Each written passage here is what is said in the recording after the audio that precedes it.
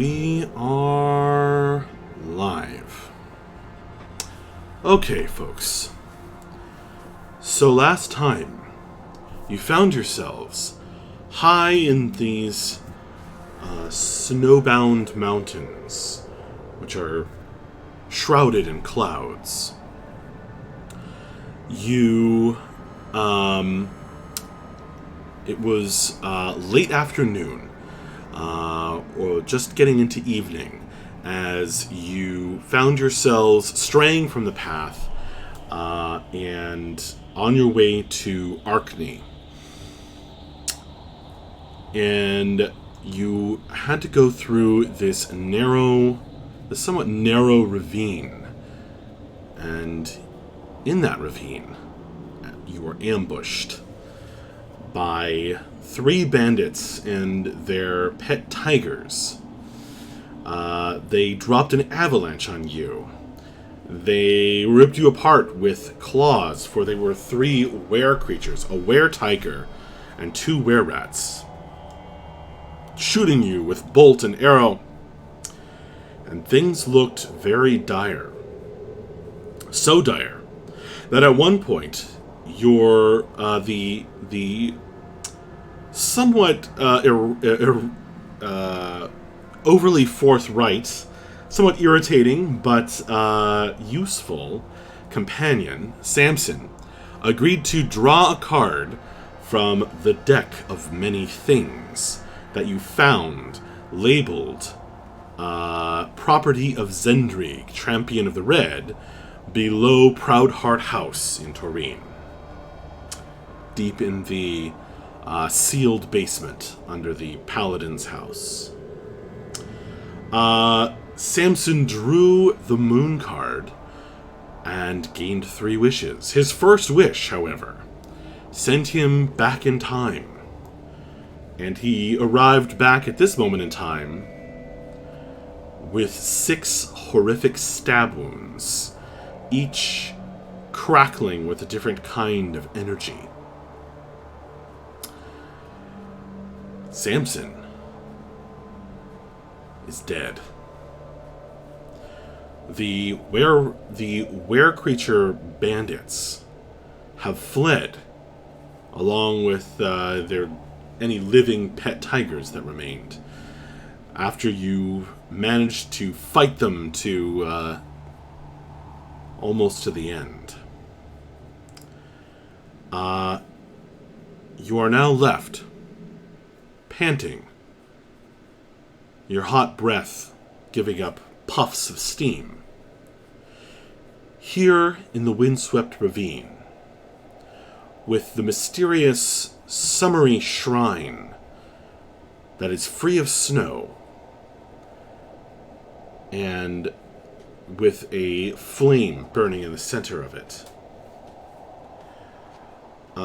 Bref is standing with his ankle trapped in a bear trap, in a hunting trap, which has bit somewhat into him, but mostly it's holding him fast in place. Near the large tent from whence the were-tiger called Rashik the Wild came.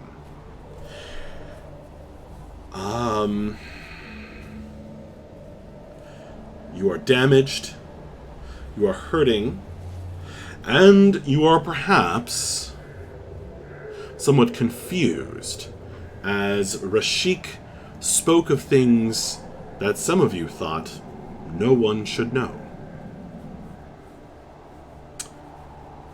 I think that's about it. Is there anything that's presently affecting you that I should mention? Otherwise... Sounds about right. Indeed. Good. Please, tell me what you'd like to do. I'd like to get this bear trap off me.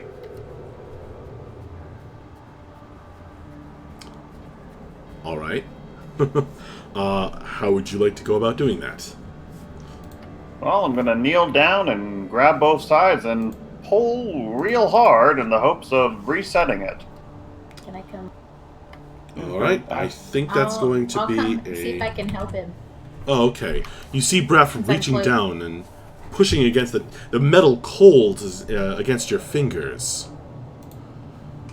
You strain. Go ahead and make a strength check.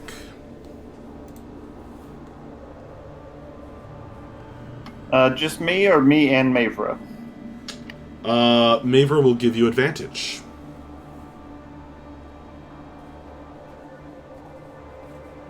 17.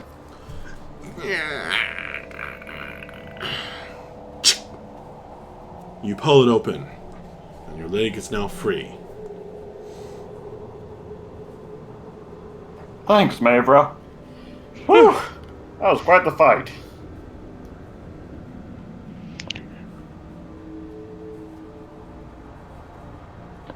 I want to take this potion of healing that I have and drink it. All right. How do potions of healing work? It will be 2d4 plus 2 healing. Okay. So I will roll 2d4. Boonk. Plus 2? Yeah. Huh. Thank you. The healing power of this potion rushes through your body. Roll a d6 for me. Alright. 1. You got this potion from Shrooms and Wing. Yeah? Hoping that, like the potion that Mavra purchased earlier, it would refill itself. However, your bottle is empty. Oh, that's a shame. But I still get the healing, benefits yes. of. Okay. Okay. Oh well, that's a shame. Go ahead and discard your potion card. Alrighty. Akiri's gonna run over to Samson and just see if there's anything she can do. It's fruitless, obviously, but she probably doesn't know. His body is almost in pieces. And even now, it's continuing to be destroyed by the acid and other stranger energies eating away at it.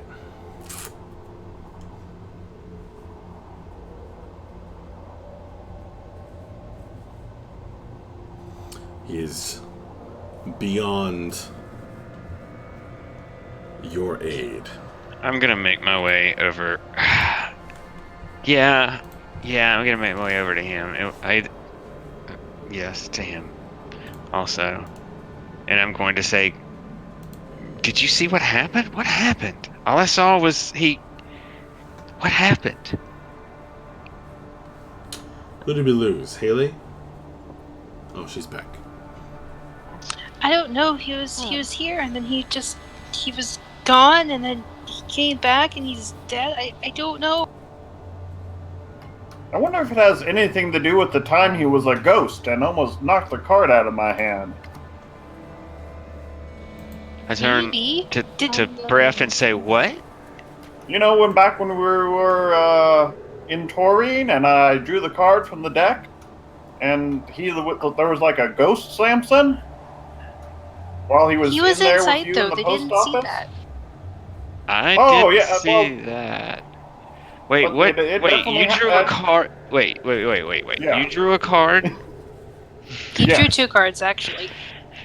I drew one card, it made me draw a second card, and both times there was Ghost Samson. And Samson was there. You can guess he was He both was at like once. ghosty. And I think before this happened, I could have sworn I saw him. Krim, didn't he take the deck from you? Yes.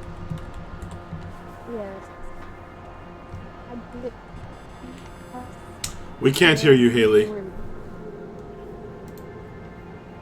Can you hear me now? Yes.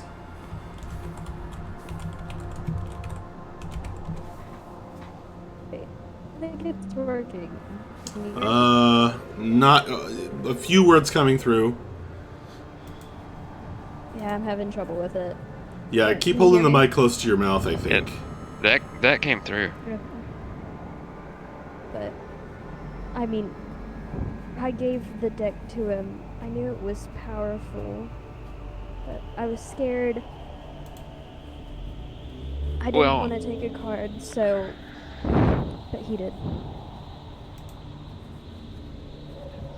I okay. think I killed him. No, I don't think you killed him. I mean, no. realistically, the deck killed him, and you didn't make him take a card. He took one on his own. If I Yeah. hadn't given it to him, he'd still be here. Well, I mean, He made a if we choice to hadn't. take it. Yeah, there's a lot of ifs that led to this point, though. And I think right now, as far as that deck of cards goes, I think we need to forget it exists. I think we need to keep it with us and never, ever, ever, ever touch it again. Let's not make any hasty decisions. Look, Samson was an adult, and he knew a lot more about the deck than we did. He made an informed decision, and it led to his death. Yes, no judgment whatsoever on what happened here. He, as far as I'm concerned, he died in battle. But this deck is powerful, obviously, and we need to be very careful with it. Careful I doesn't agree. mean never touching it again. The second card I drew was pretty great, but the first card I drew made me feel really bad. Yeah, see. Okay, we'll talk about the deck later, but let's at least say let's don't touch the deck unless we tell everybody else about it. Is that cool? Wait, Is what? it- I don't think Let- we should tell anybody about it. No, I mean each other. Oh, yeah, all right. No. We don't need to let anybody else know. No. Okay. Who wants to keep the deck?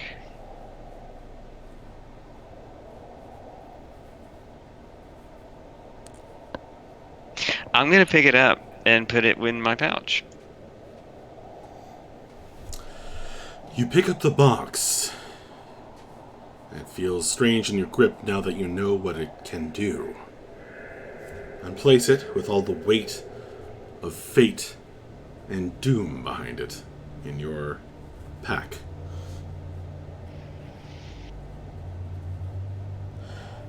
In Samson's other hand, spattered with his own blood, is the mysterious locket that he still got around his neck, gripped. I'm gonna pick it up too, I guess. Does anybody remember? You pry his cold, dead fingers open and remove the jewelry from his body. Okay, I'm not gonna go that far. You stop in the midst of doing that. Yeah, and I'm gonna look up and say, does anybody remember Samson saying anything about this? What did you say it was? It was a necklace, A locket. a locket. He used it. It was some kind of magic item. He kept activating it. I think it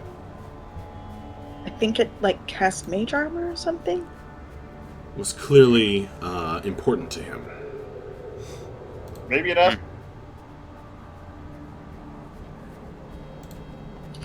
Well, I mean, we can't just leave him here. No. We should bury him. And I wonder I hate to go through his things, but maybe there would be some clue as to anybody who we should tell what happened to him. We don't even really know if he had like a family or anyone who would want to know. Yeah. No, I think that's a good idea. And Let's take him over to the shrine.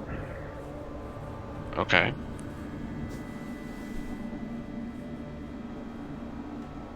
I'll help drag him. Anybody want to help me? I'm helping. Okay.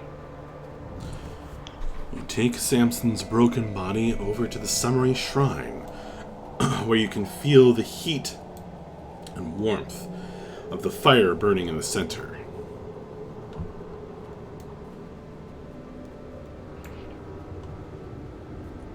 Can I make a knowledge religion check on what this shrine is? Certainly, now that you're able to examine it closely, if you head over there.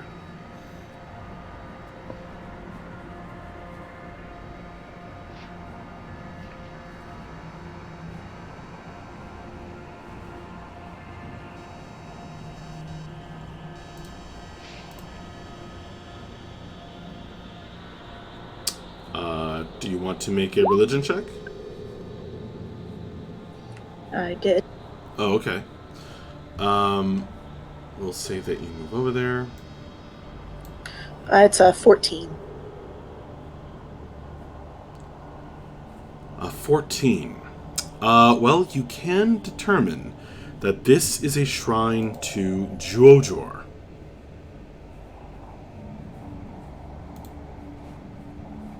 And who's that?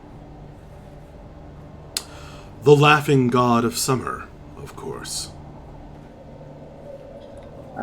That makes sense. A prankster god. And associated with fire. That actually seems weirdly appropriate for Samson.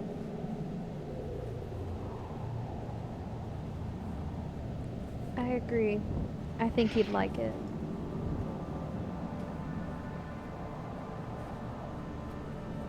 I don't have anything to really start to dig any. Well, I guess I could use my shield. I'm gonna take my shield and start clearing. You know, find a place that I can clear somewhere. Maybe. Let me look. Okay. I have one use of my breath weapon. Not for sure how powerful that is, but we could potentially cremate him. Maybe. Maybe we could build him a cairn. Maybe it would be easier to try and gather some of these rocks. Okay. We could try that too. We could do that. I agree. Okay, so we start gathering rocks. Okay. It's cold work. Digging through the snow for rocks. So the three of you are working on that? I'll help. Yes. Okay. Bref marches over. He too bleeding from many wounds. I don't believe any of you have gloves or gauntlets with your armor. So you're really going to be unprotected as you search through the snow for rocks. And that will slow you down by a bit. The sun is low on the horizon and sinking fast. While they're doing that, is anyone else doing anything else? That's going to take a couple of hours.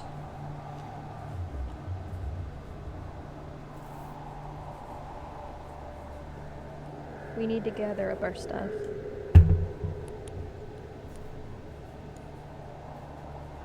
I was never able to let go of mine.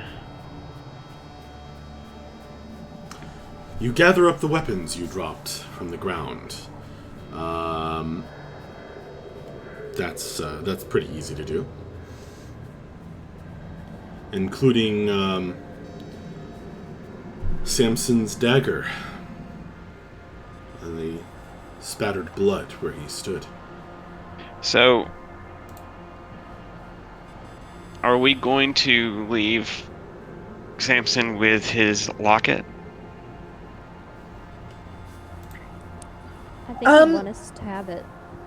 He said avenge the kingdom of Ebb. Yeah, I think it might be a way to maybe let. It might even be a way to if we ever run into somebody that might know Samson, it might be a way for us to let them to identify that we knew him, and to let them know what happened. You have this conversation as you're picking up rocks, piling them up. I think M had to run, so we are down. We are down an Akiri and a Cordy for the moment. Well, I'd like to take Sam's. Yes. I'd like to take Samson's pack once we're done burying him, and just kind of go through his papers and see if I can find like any letters or anything that might have the name or the identification of someone who knew him.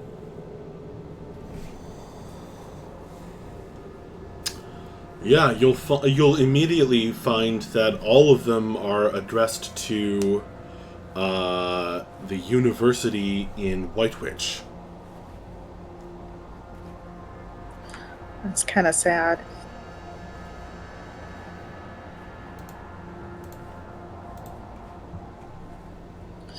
All right. Well, He has a series of scholarly correspondences. okay. Well, I'm gonna take his pack. You know, we'll bury him in his clothes and stuff. But if he wouldn't want his research to be lost. All right.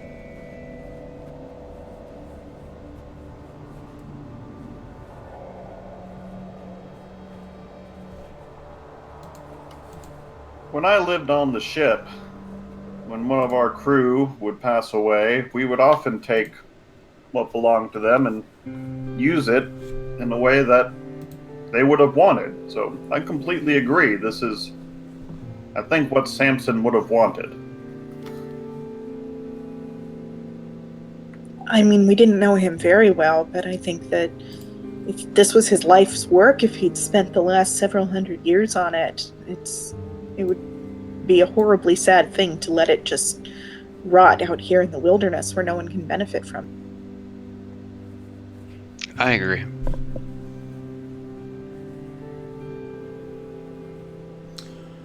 You take Samson's pack.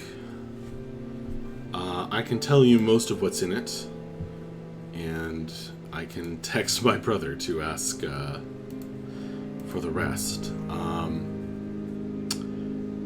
You guys pile up stones.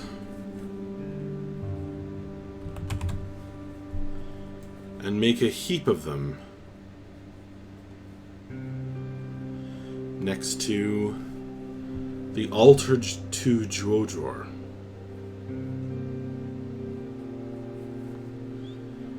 And as Samson's body slowly disappears from view,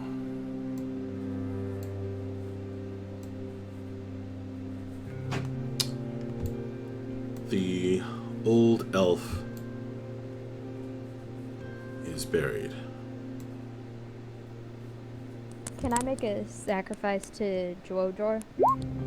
Or an offering? Certainly. I'm going to step up into the altar and then use my breath weapon to make the flames grow even bigger.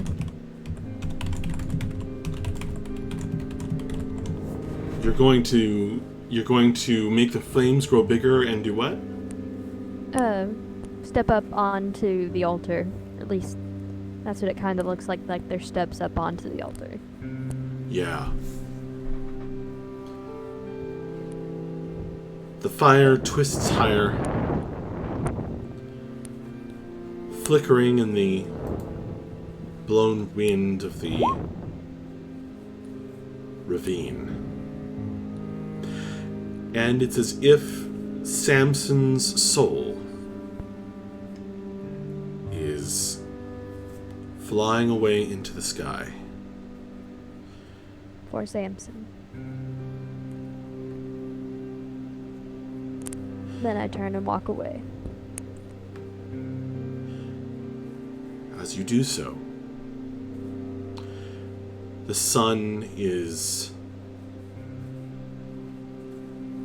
low on the horizon, and the light shining through this snowbound ravine turns red. Everything a reddish orange. The clouds, the snow, and the earth of these mountains.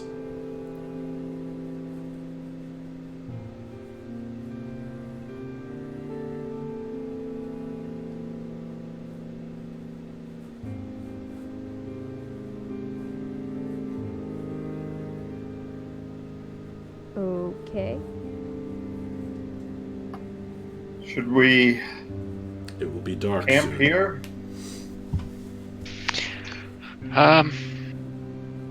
Yeah, we could probably. I'm just worried about those people, that group coming back. Although they did seem to get pretty scared. But we could use their camping. You know, they've left us a nice little place to camp.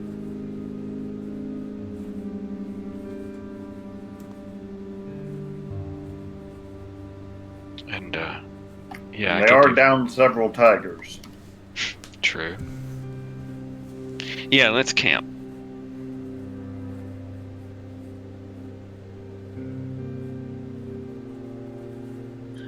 Sounds good.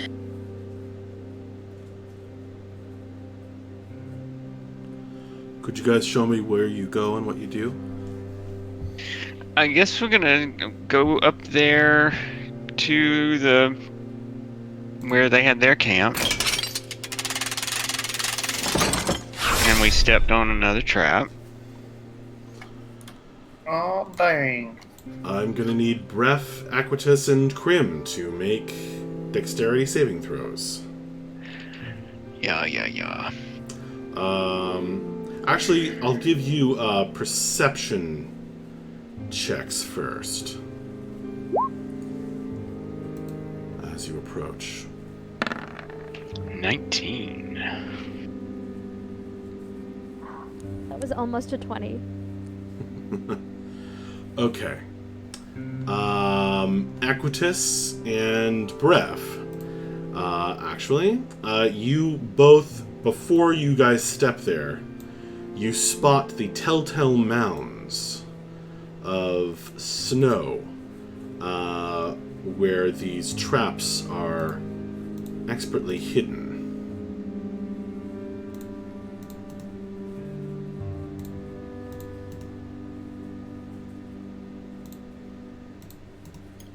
Let's actually clear out some of these traps before we get too comfortable here.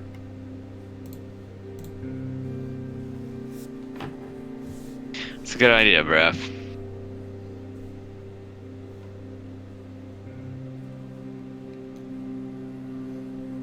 Can we work on disarming them or How do you want to something? do that? Get a big stick. Okay. Yeah, that's a good idea. Poke right in the middle. So, Bref, you cast about for a fallen branch and use it to poke the tongue of one trap after the another, and they all snap shut, snapping the stick.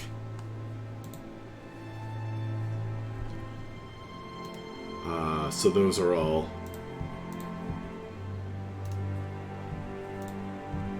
Should I just delete them? You don't need to know. where they Probably, were. yeah. Unless someone wants to grab them. I don't know why we would. Actually, the first stick you find is the bow that was dropped by Rashik the Wild before he fled.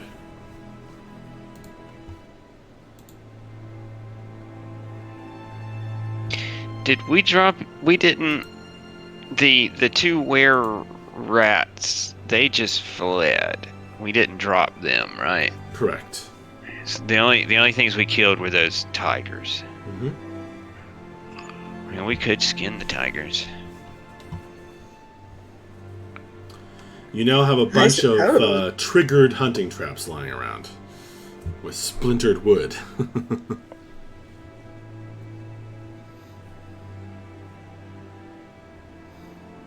What would it Hey, take? who wants this cool bow?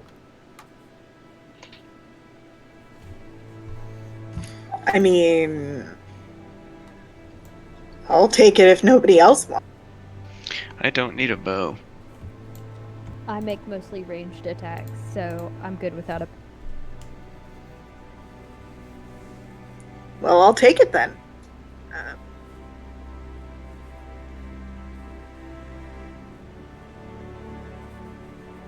What would it take to see what we could get?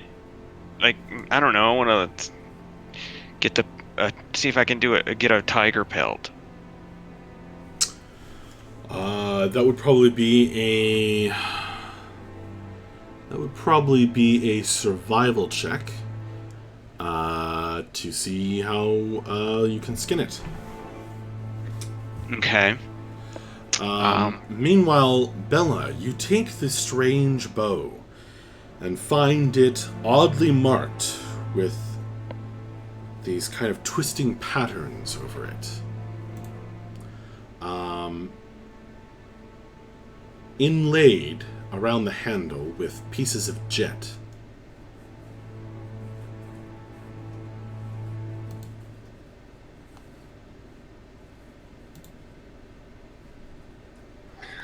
I mean, I assume it's magic, but I don't really have any way of determining that right.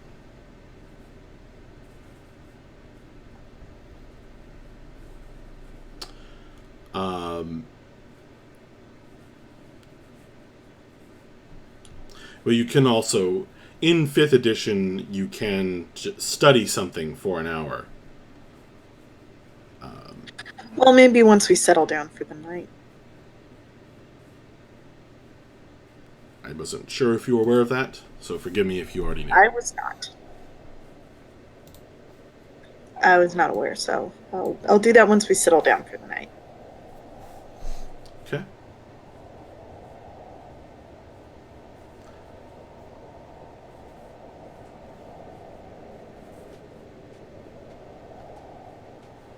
All right. I got a 14 on my survival check, by the way.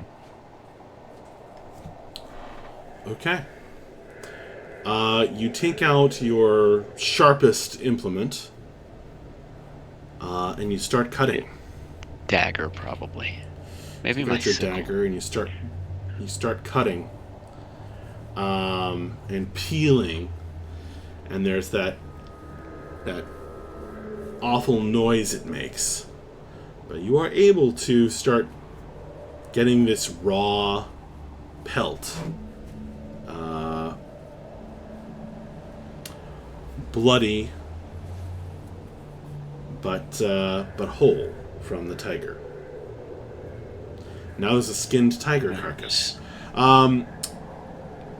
Doing that will take another probably an hour. So it is dusk. It is dark.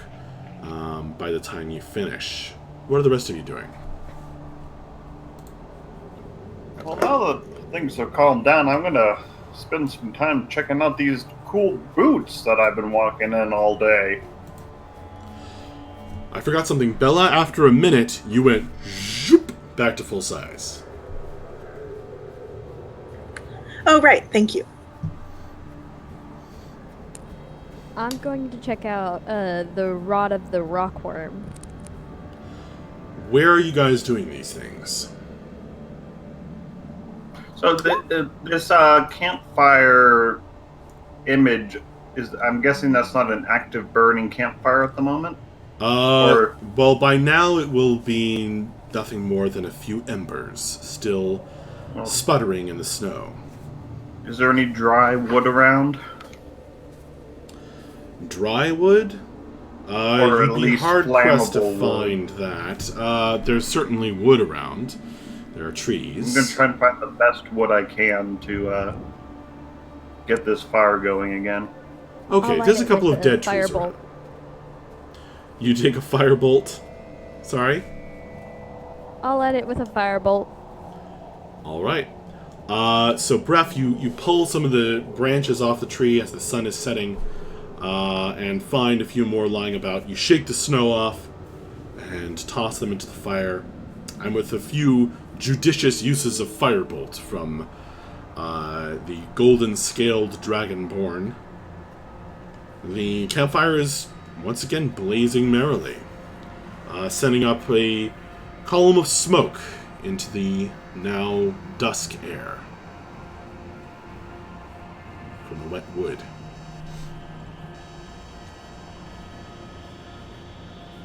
That's a little better. After skinning the tiger, I would come back up here and probably just about pass out. You fall down on the ground in the snow and just go to sleep? Well, I mean, I think I have a tent. Let me look. Yes, I have a tent and a bedroll. So, what? How would I?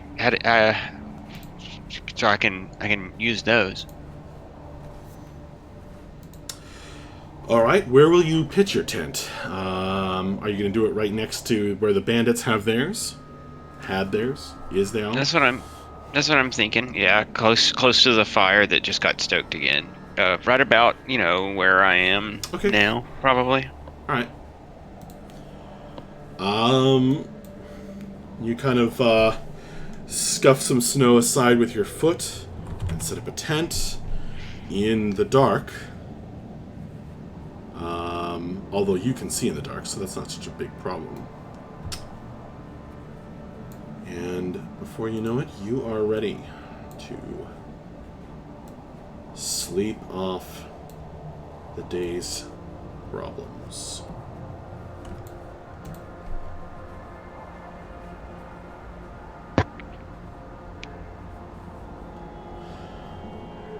As the sun is now out of sight, and darkness is descending on these mountains, I must ask, do any of you have winter clothing? I have a tiger pelt. I don't think we do, actually. Do you want to wrap yourself in the dripping tiger pelt? Ay, gross. Is it gonna be cold enough to where I probably am gonna need to do that? I'm probably gonna want to do that anyway. Well, this is the first time since the game started that you guys are camping in the mountains in the snow at night. And you are starting to feel the chill come over you. I mean, I have a tent, but even that's not going to do a whole lot. It's only going to do so much. It'll help.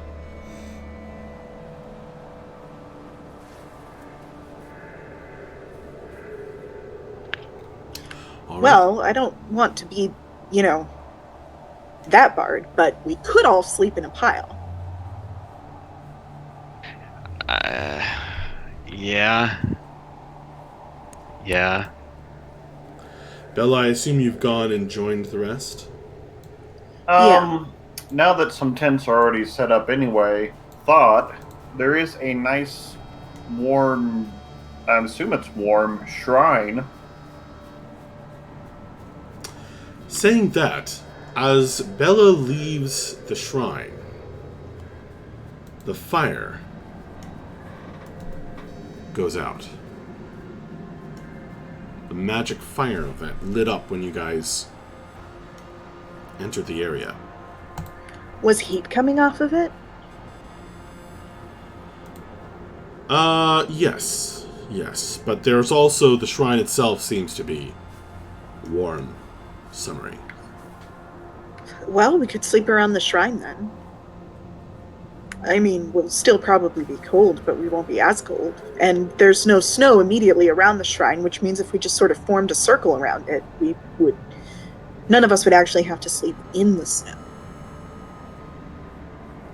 Mavra, make a perception roll for me.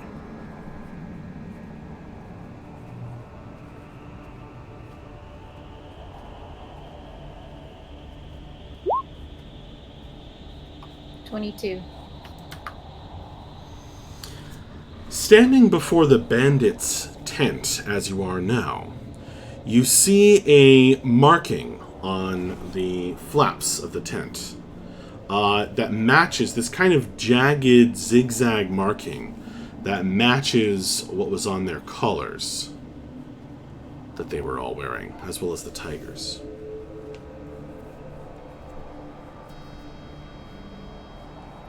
Does anybody know what these symbols mean over here?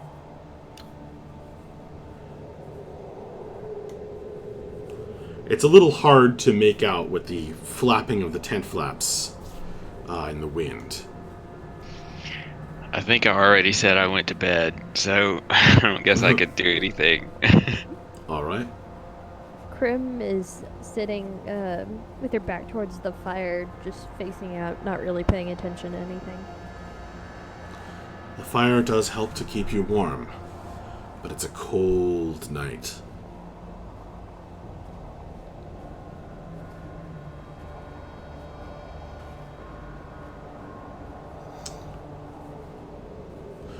What are you guys doing? So, I'm going to... Is there any light at all? There is light Like a from moon the out. campfire. Yeah. So I'm going to grab... I don't know if I even have a torch. Otherwise, it is very dark out here in the wilderness. I'm going to just grab a large stick and stick it in the... to make I have it... a torch. Oh, you have a torch, Yeah. Mavra? I'm going to borrow one of Mavra's torches, and I'm going to walk back over to the shrine and see if approaching it causes the fire to turn back on around the shrine. I'm gonna go with him, especially because I have dark vision.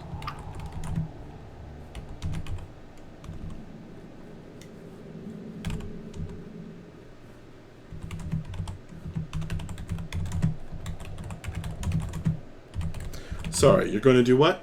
You're going to go with him? Yes.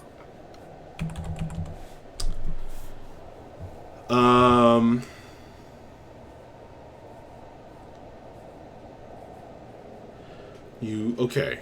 Taking the torch, you trudge through the snow of the fallen avalanche and over to the shrine. As soon as you come up to it, you feel this summery air pressing against your face.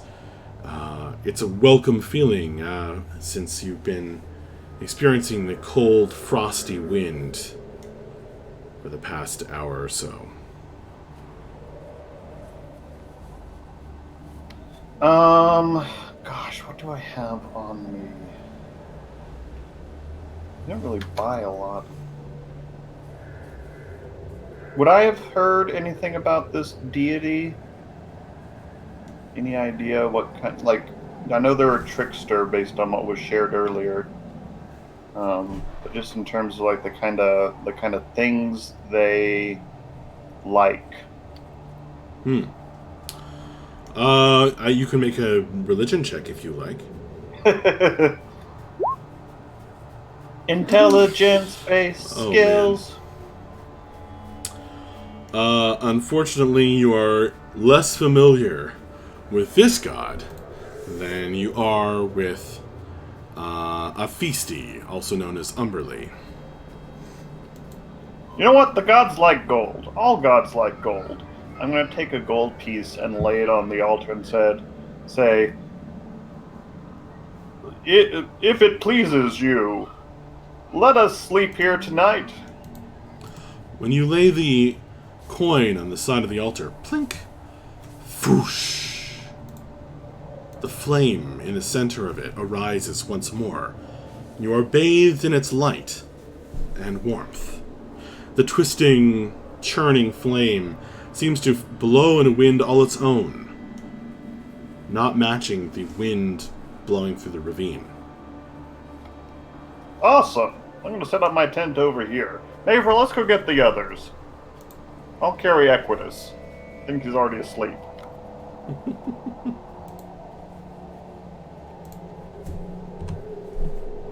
So I'm going to suggest to the party that instead of camping out in the cold, we come over here and camp in the warm.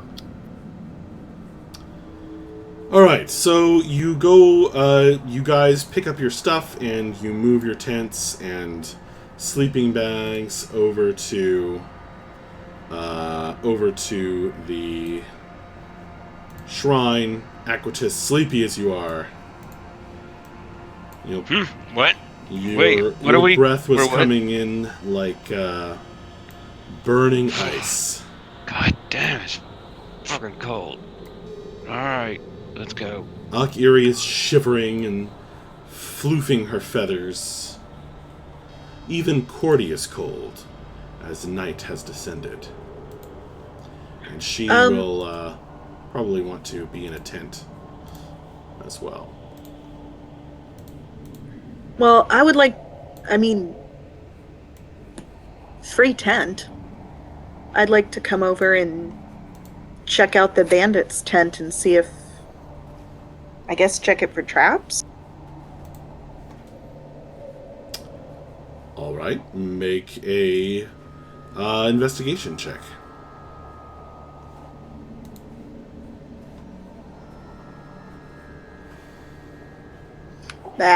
That's why did it roll twice? I guess that's an 8. All right, you find no traps, and the tent flaps are simply closed by a simple loop of leather. Opening that and looking inside, you find it is crowded with stuff. The bandits seem to have kept a lot of their things in here while they were setting up their ambush.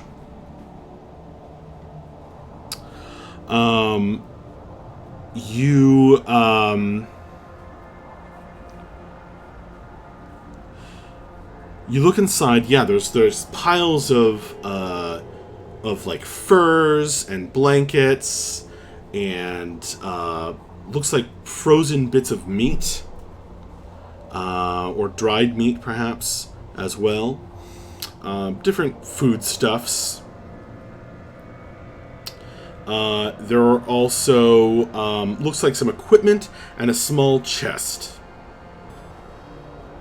as well as a surprisingly luxurious bedroll, double stuffed and sized most likely for Rashik.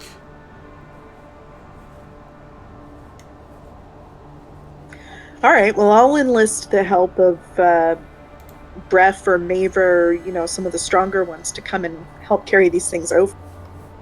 Sure I'd thing. have stayed behind to help. I'd have stayed behind once I realized Bella wasn't coming with us. So. Okay. Oh, sure.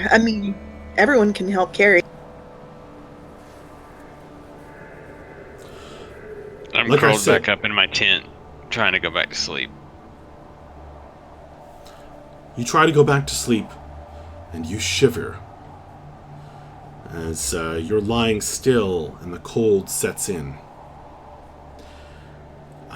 If you've ever camped in the Rockies or something, you start to breathe when you start to do that sleep. The breathing that you do when asleep, it starts to hurt your throat when it's cold. Like I said, the bandits' tent is just piled high with stuff. There's 3 mess kits with dirty dishes and half-eaten rations scattered about. Mostly dried meat and frozen bits, as I mentioned. There's a couple of sets of clothing, big fur coats, an unusual cut and style, mostly deerskin and elk. There's a big skinning knife hanging from one side of the tent. Probably Yeah, and it's slightly bloody. There's a half-eaten wheel of cheese just inside the tent flap. There's a crowbar and a lock-picking set right next to the bedroll. Along one side of the tent is a string with a long set of throwing daggers hung on it. There's just a bunch of other crap. There's a whetstone. There's a shoe with a caltrop stuck in it. There's a box, just like a little paper box with inside is buttons. There's a backpack that's with ice axes and crampons. There's a hunting trap like the ones outside, except this one looks like broken, like the metal has been twisted somehow. And there's the small strong box that I mentioned, kind of wood and bound with iron.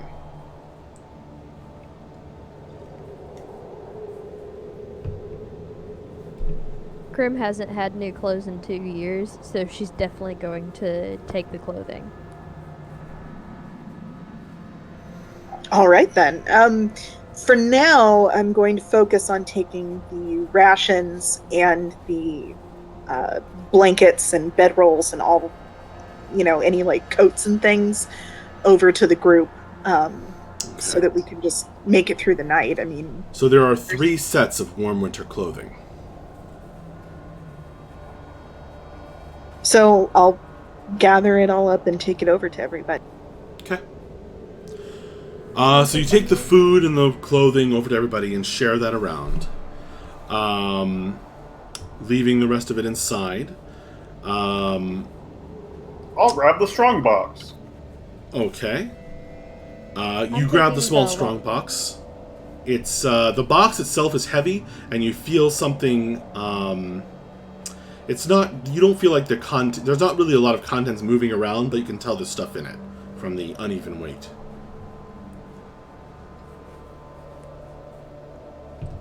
I'm taking the lock-picking kit.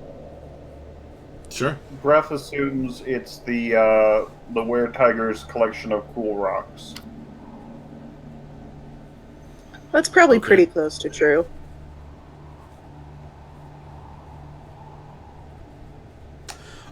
There's also a couple quivers of arrows. Oh, I'll grab those. All right. How many arrows is it total? They are painted black with white feathers. And there are, all told, Yeah. there are 30. 15 in each quiver. This was a nice haul.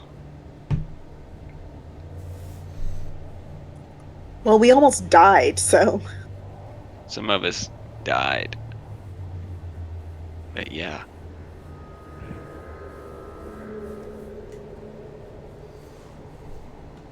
maybe we should give up adventuring and become bandits. We would probably be good bandits. You also got treasure from Samson's broken body. Well, there's no need to say it like that. I mean, Did you search his person or just his pack? I would have searched his person. I mean, yeah, So I you wanted to found make his pouch with 10 gold pieces inside. His component pouch for spells, his spell book. In his pack, there's, like I said, the letters. There's a bottle of ink, a quill. Did you guys take the locket as well? Yeah, we did, with the hope of it verifying, if we find out who these letters are meant to go to, be like, we were with him, we were assaulted by bandits, and this was his. Mm-hmm. Yeah. I mean, I haven't separated his stuff out into my pack yet. I just sort of have set it all aside. Okay. Whoever has the locket, take that card.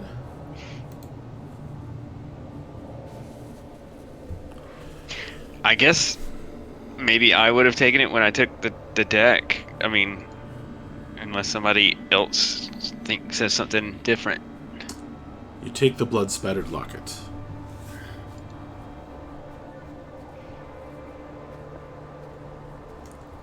Why is it not in my... Oh, because it's in the... Oh, there it is. Never mind.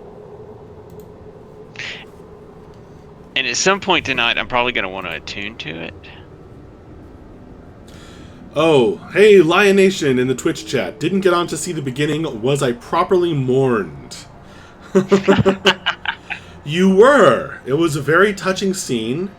Everybody present chipped in to help take stones and bury Samson's body under a cairn of piled stones next to the shrine to Juojor, where his body will lie forever in summer weather. And it was a very moving and touching moment as Krim made a sacrifice to Juojor, and the fire burned high as though Samson's soul was flying up into the heavens, and the sun set and turned everything red and orange in that moment. It was very beautiful and very touching. And now they're divvying up your stuff. Which is even more touching.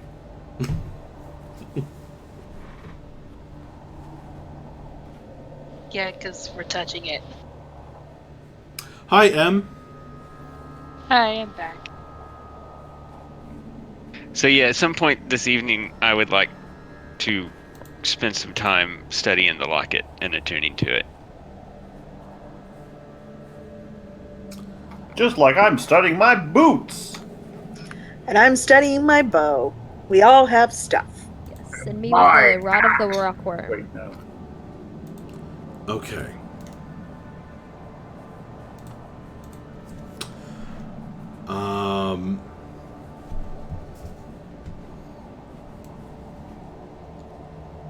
All right. So, who is getting a set of warm winter clothes? At the very least, Akiri would like a cloak. Krim Because calls she is dibs on a the southern clothes. bird. All right. I heard M, but I couldn't hear Haley. Krim wants a set of clothes. Her clothes are like 2 years old. She needs a new set. And battle damaged besides. Okay. Are either of you going into a tent? Sorry, you skipped out. What was that? Can you hear me now? Yeah. Yes. Are either of you going into a tent? Krim's gonna hide behind a tree. Okay, Krim Change. puts on a set of warm winter clothes and then hides behind a tree. Oh. No, I was gonna say to put on the clothes, I went behind a tree. Oh, that's where you changed. Sorry. Yeah. No, it's really a coat that you can put over your clothes. It's not a new set of clothing. Okay. Well, then she'll need to buy that soon. So. Basically, it's like a Yeah, fur anorak. It's Okay. okay. Akiri was planning on going clothes shopping anyway, so you can join her. Won't that be a fun episode? Alright, so, Bref, do you have a winter coat? No. Are you going into a tent? Yes. Okay. I need you to... you said you're spending an hour studying your item, and then you're going to sleep. Is that correct? Yep, that sounds... Well, I mean, I imagine we'll do watches, so I'm fine going in any watch order, but otherwise, yeah. Okay. I'm going to need you to make a Constitution saving throw.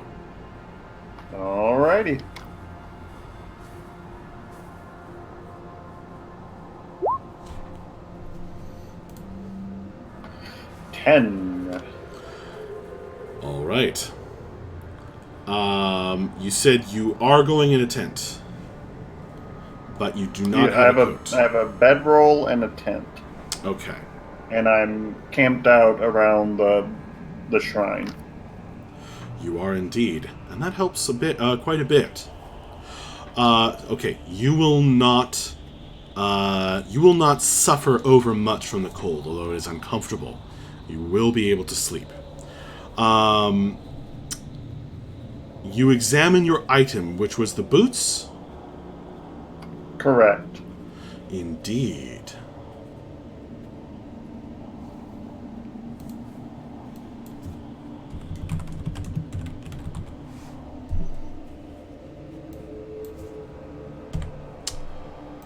Okay.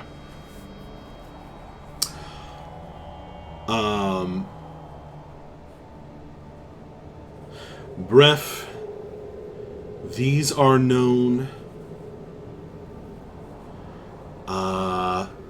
These are strange and powerful boots.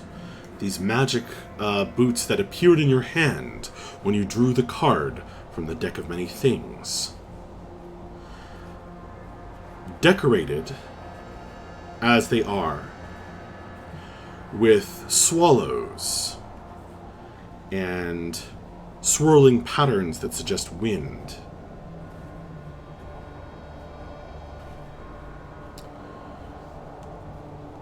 You realize these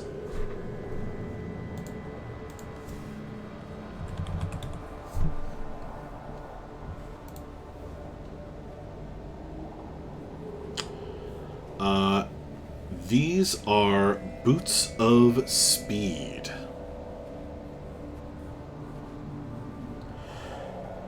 And while you wear these boots, you can use a bonus action and click the boots' heels together. If you do, the boots double your walking speed, and any creature that makes an opportunity attack against you has disadvantage on the attack roll. If you click your heels together again, you end the effect. When the boots property have been used for a total of 10 minutes, the magic ceases to function until you finish a long rest. So you get 10 minutes a day, essentially, of doubled speed and disadvantage on attacking you. An opportunity attack against you, sorry. Okay. Arkne. I'm gonna go do fatherly things, so I'll be AFK for a bit. Okay.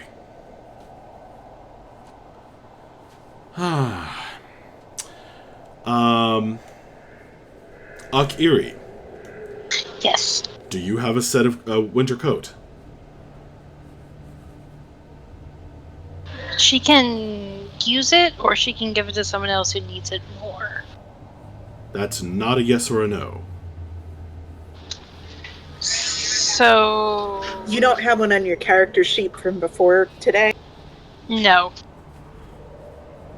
I wasn't sure who claimed them either. Yeah, I think Akiri wanted one. Okay, so you have a winter coat. Okay. Are you sleeping in a tent? Sure, yes. There's room in my tent for anybody that needs room. I think, don't they sleep 2 people? They do. Yeah, so anybody that needs to sleep in there, in my tent with me is fine. Okay. Then Akiri will go in there with Equito. Alright, you get cozy with Aquitus. You find out that he whispers in his sleep. But between the tent, the company, and the warm winter coat, you do not need to make a constitution save against the cold. Okay. Oh, and the summery effect of the shrine. Aquitus, do you have a winter coat? I do not, You and are I was sleeping in a not tent. part of that getting the clothes either. You went right to sleep, so go ahead and make a constitution saving throw. Alrighty. Although if Akiri notices him shivering, she'll like throw it over him too. A 3. That's a 3. Aquitus, And I'm attuning to his locket also. you can't do that while you're asleep. Oh, well, That would You not know be what? that would not be part of your long rest. okay. Considering what I think that locket, it might... I'm probably going to just pocket it and not attune to it anyway, and probably give it to somebody else. So I'm just going to pocket it. You And put not it in your attune to pocket and curl up in slumber. During the night, the cold creeps in with its reaching fingers, going right through your thin bedroll and clothing. You will be able to sleep through the night. You get a long rest, but you awaken with 1 level of exhaustion. Krim, do you have a winter coat? Are you sleeping in a tent? I am going to sit at the shrine and wait for everyone else to go to bed. Okay. We'll come back to you. Mavra's away. Bella, do you have a coat? No. Are you sleeping in a tent? No, but I'm yoinking the fluffy bedroll. Well, interesting.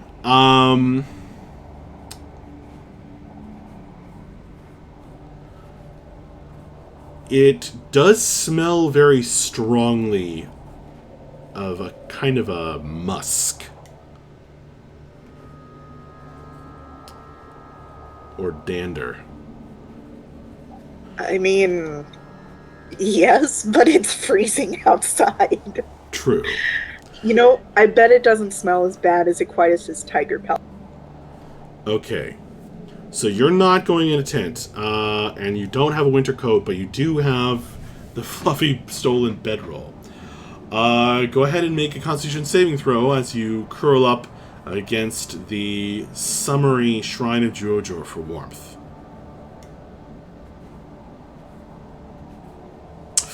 Ooh. Unfortunately, in these circumstances, that's not going to be enough. As the cold winds blow through you in your sleep, your breath puffing out in steam as you slumber, it's going to be an uncomfortable slumber, and you're going to sleep fitfully and not well. You will get the full benefits of sleeping. You'll heal, you'll get your spell slots back, but you will awaken with 1 level of exhaustion.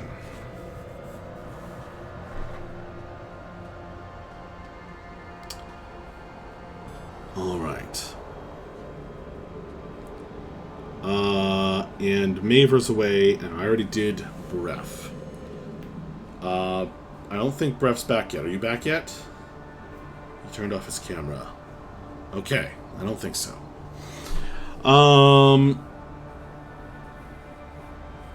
Yeah.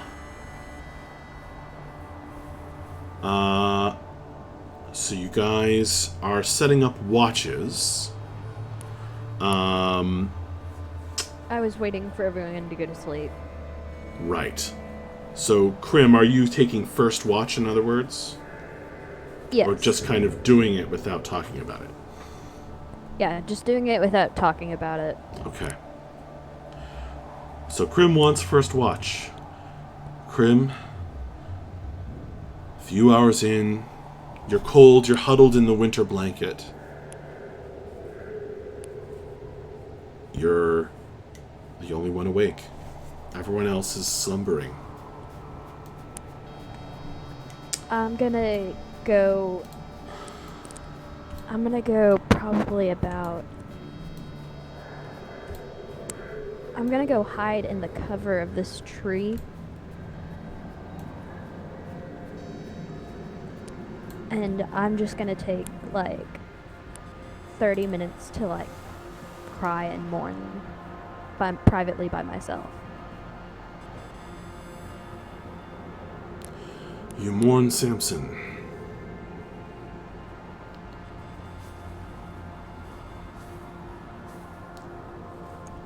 And then, once the cold's too much for me, I head back to the altar and just go to sleep on it.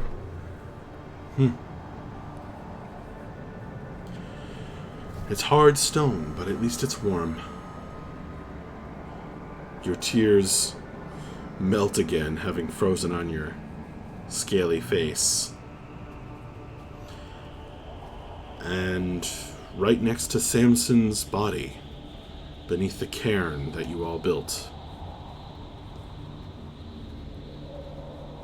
you drift off to sleep as the next watch comes up.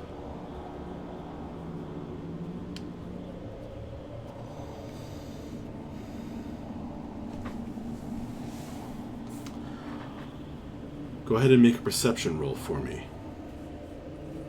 Me? Mm-hmm.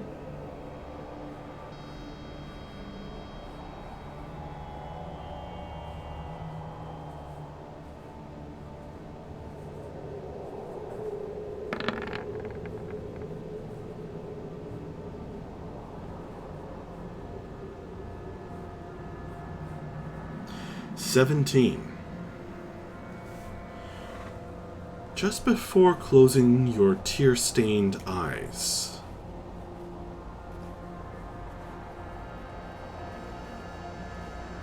through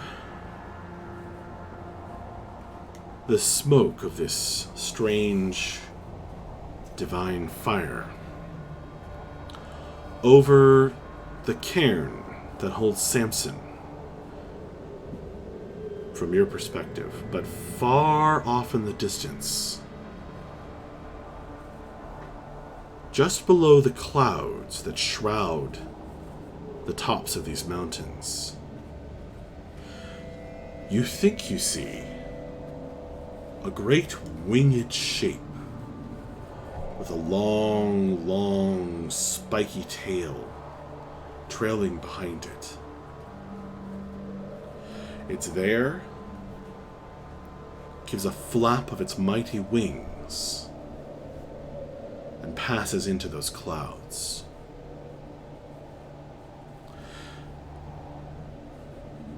Can barely make it out in the moonlight. Was it moving towards us or away from us? Laterally.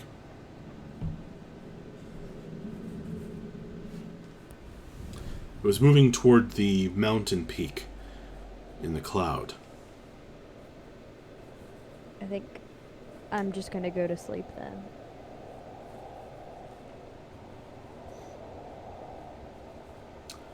And sleep you do.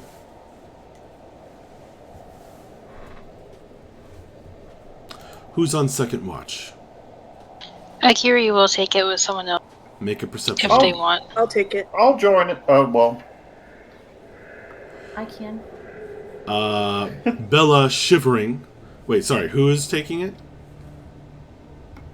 Everyone. Apparently. I'm taking it. I want to do my check out my new bow.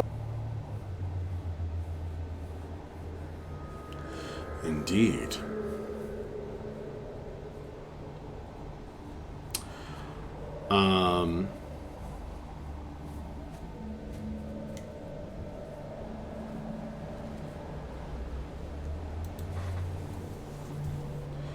You interrupt your rest with some careful study of your bow. Now, you can't really study the bow and be on watch at the same time. I guess you could listen, but you can't really be watching. Could I just take disadvantage on my perception check? You certainly... yeah, I'd probably allow that. Yeah. So it's going to be Bella and Akiri.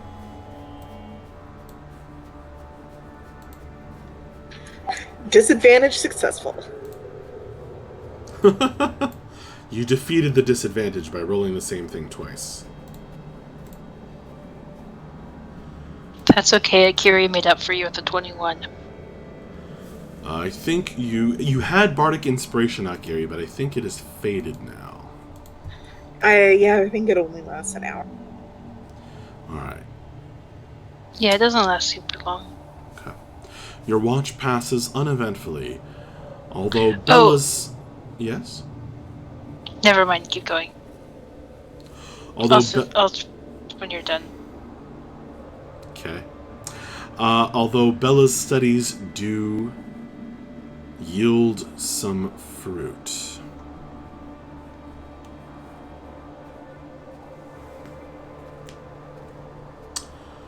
Bella.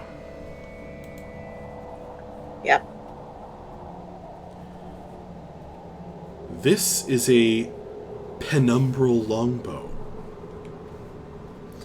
Those pieces of jet inlaid in the handle are pieces from the plane of shadow itself, and contain a spark or a piece of the power of those fell lands. You think this bow's deadliness will be greatly increased when used in an area of dim light.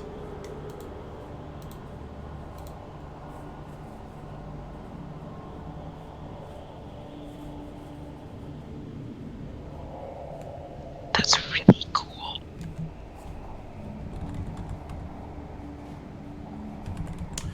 In mechanical terms, that will be a +2 to attack and damage rolls when in dim light or darkness. That's very weird. And you are figuring this out as you study it, kind of rely on your knowledge of things and run your fingers over the pieces of jet and find the inscription etched into the back of the, I forget what this part of the bow is called, the curve of the bow, which says, "All hail the nightfall."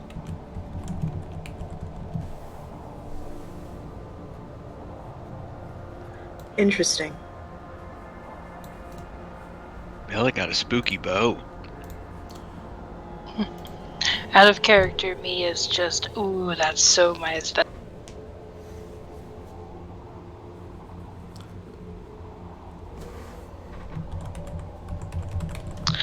But yeah, at some point during the watch, Akiri is gonna like kind of shuffle over to Bella to see what she's looking at.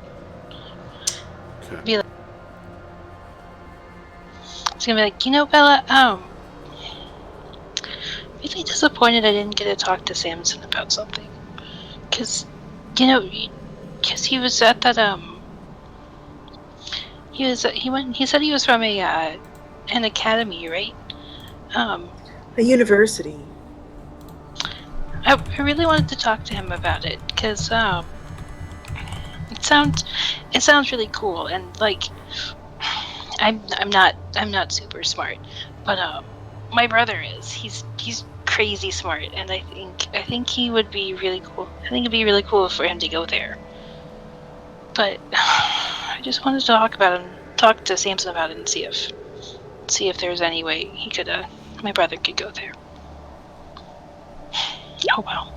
I guess I'll find out some other way. Well, we still have his pack. I mean, you know, he probably has some information on the university. And we're going to the library of Ibu Kruger. I would be very surprised if there wasn't anybody from the university there. If your brother wanted to go, we can. There's a lot of other ways for us to find out that information. Oh, okay. Yeah. That's a good thought, Bella. Thanks. And then she's gonna shuffle closer and give her a hug, and then return to looking around.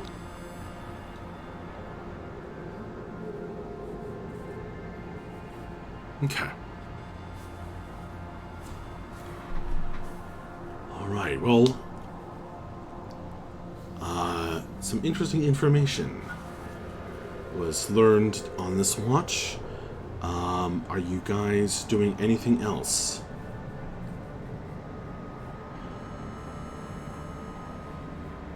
Or going back to sleep? Just going back to sleep. All right. Who is on the next watch? I'll join in. I got you, I guess. Unless, I mean, would I be able to? I'm exhausted. I've got this level of exhaustion. Is that going to mess anything up if I do a watch?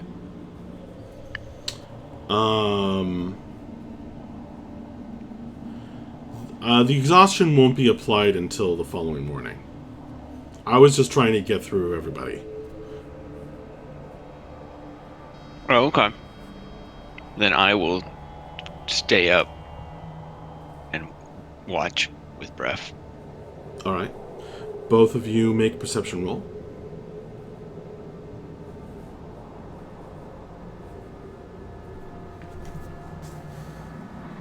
Okay.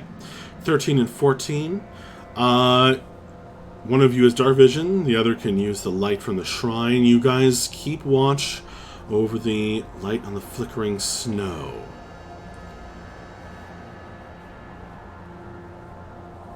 A couple of times you think you see things flying, but then realize that it's just the clouds moving across the face of the stars and moon.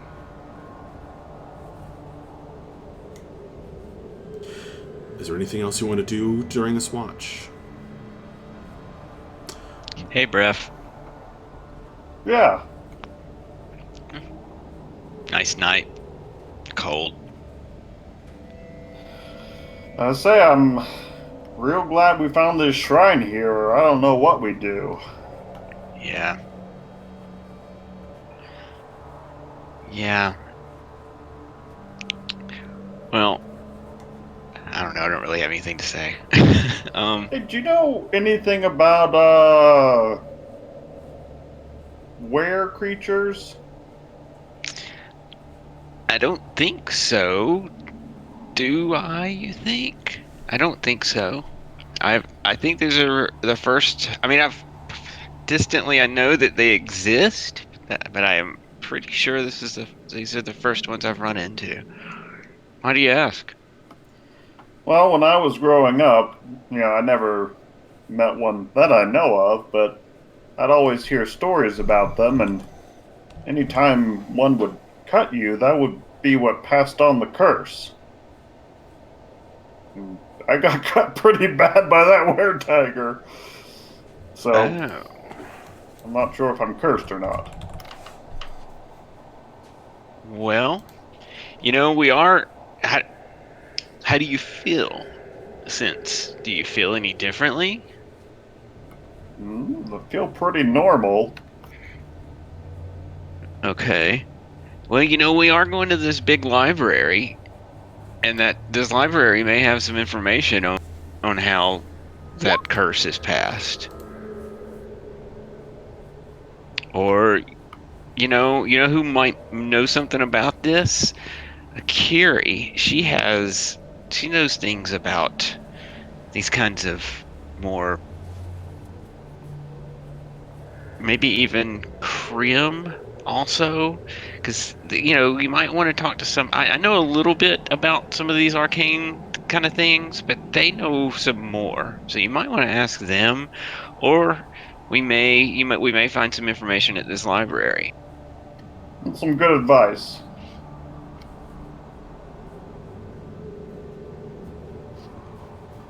But if you start feeling strange, let somebody know. Will do. All right.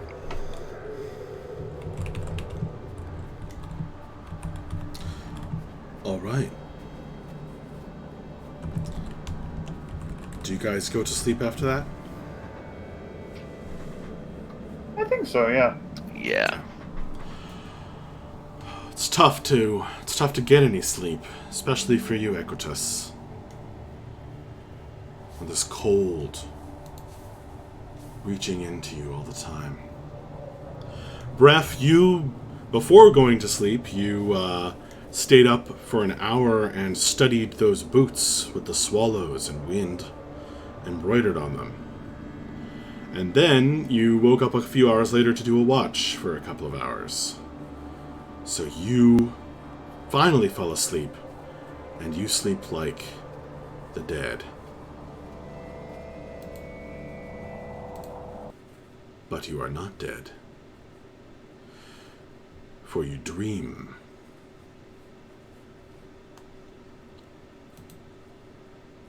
You dream tonight. At the start of your dream, there's only sounds. First, there's the voice of Rashik, snarling at you. Dolphin boy. And then another sound comes in. The creaking of a ship. The shouting of its crew. The crashing of waves. Hi there. And over all that, the sound of the storm.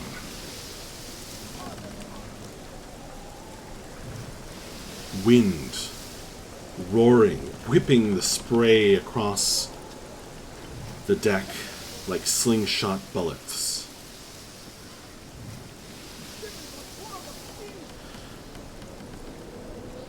You finally see something. You're looking down at your arm. The dolphin tattoos begin to move, leaping and playing in the surf. You feel this powerful current tugging you, like the dolphin tattoo on your arm is pulling you through the water.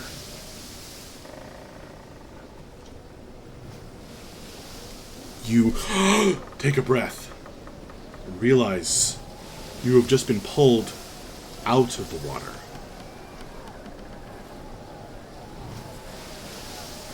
Not by the dolphins, but by a strong grip on your wrist. The familiar face of Orneras, the half-orc, grinning at you, heaving you mightily out of the briny deep, almost as though assisted by the waves.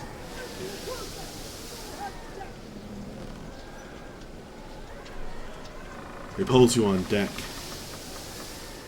claps you on the shoulder, and a bunch of seawater comes out.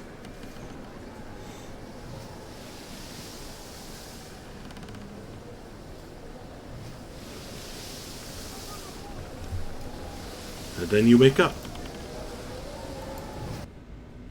And it's dark. And it's cold. And the sound of the wind is not that of the sea, but across these cold mountains. You shiver and look over at whoever your tent mate is.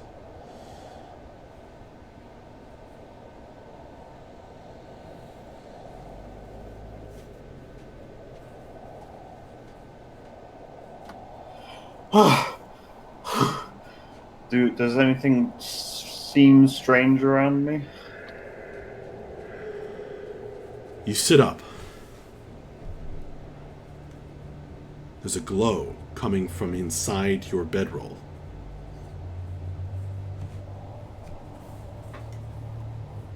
I investigate the glow. Your tattoo, your dolphin tattoo, is glowing. bright Well, blue. that's never happened before. Bright blue in the tent.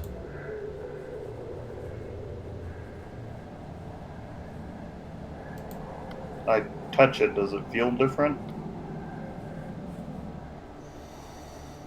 Not really.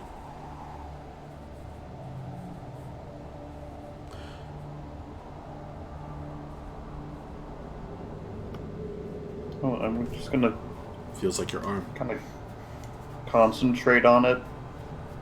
Kind of take some deep breaths. See if there's anything about myself I notice different.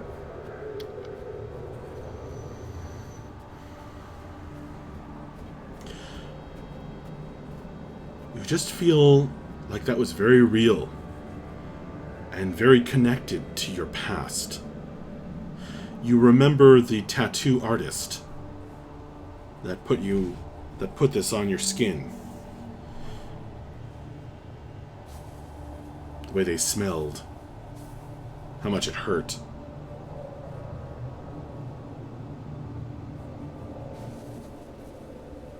You just feel very connected to the past.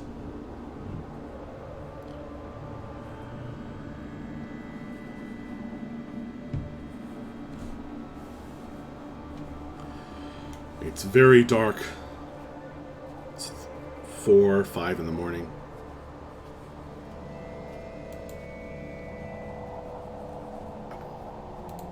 I'm going to kind of wrap myself in my bedroll as best I can.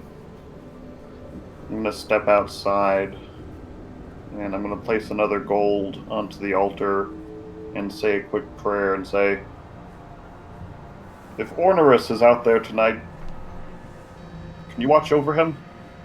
And then go back to bed. The flame twists and curls, following its own wind. Go ahead and roll a D100 for me.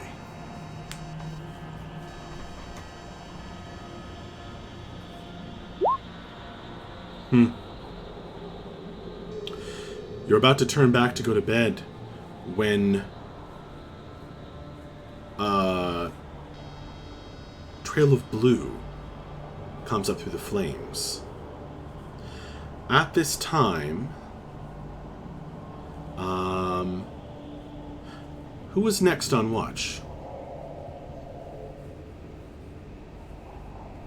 I can be. Mavra's on watch.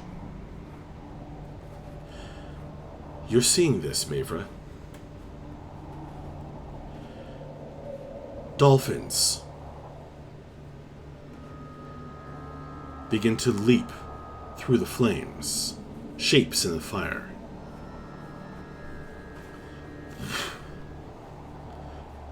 Kind of twisting this beautiful sight of these twisting spiral of dolphins leaping through the flames and going upward.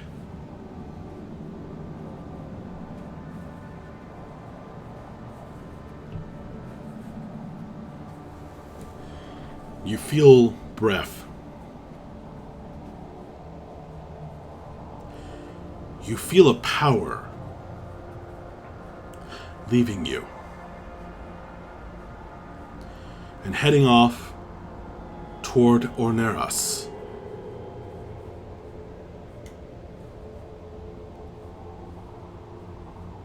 Through these leaping dolphins.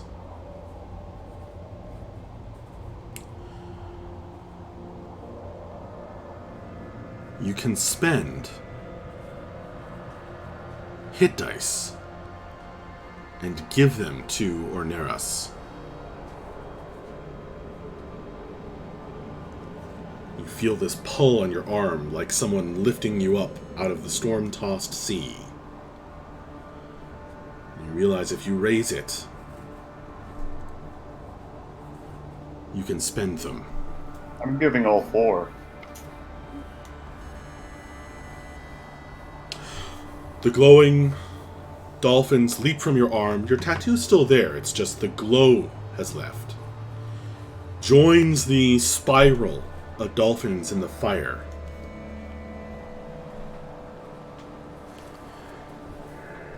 And you feel that connection to the past stronger than ever. You feel as though Orneris is right here somewhere, nearby, sleeping. Perhaps he was hurt. But now, he will have a deal of healing sent his way. Whoosh.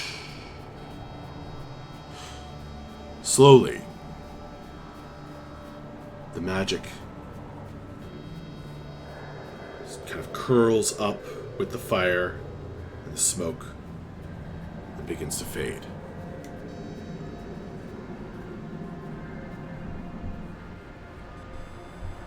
You feel like if you practiced this, if you put some training into it, you could probably do it all the time.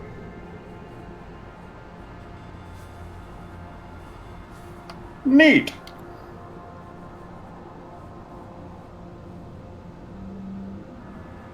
I'm going to awkwardly bow at the altar and say, "Thank you. Thank you."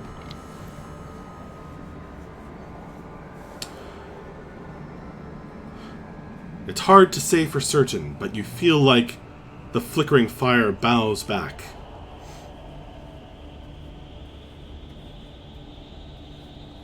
And then I'm going to return to my tent.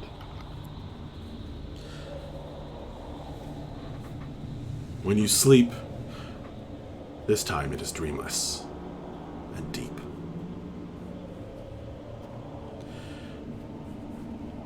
Mavra left, but can you roll a perception roll for her?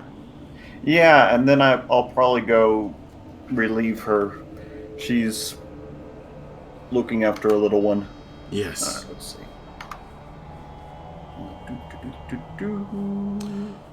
What are those classic dolphins called with the round noses? Something nose dolphins. Bottlenose. Bottlenose, thank you. Alright, that's what they are.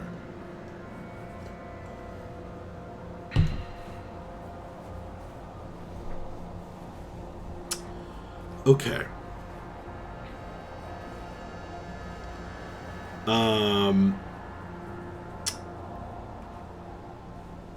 Alright, Mavra got a 15. Her watch is also uneventful.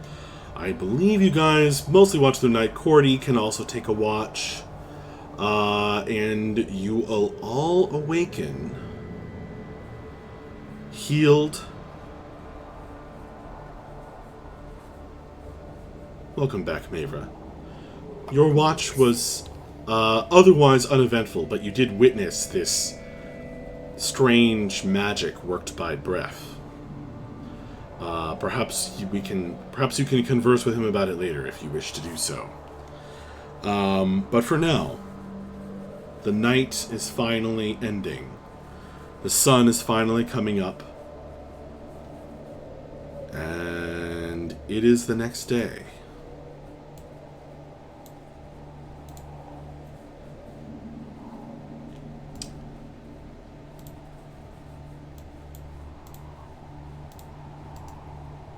Some of you did not fare so well in the cold winter night up in the mountains. But, nevertheless,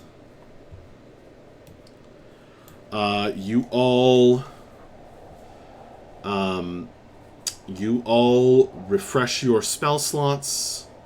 Those of you with magic items with charges get 1 charge back as the sun comes up. And you heal your hit points. Breath, when he comes back, he has not regained those hit dice as of yet.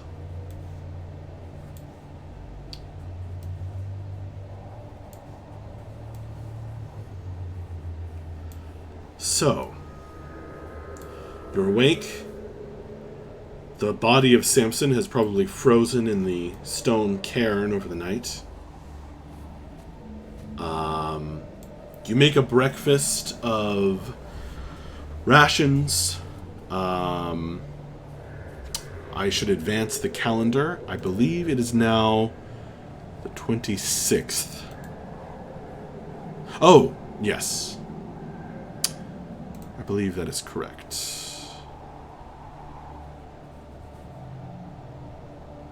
Nope, it is now the 27th of Jaksu, our version of the first month.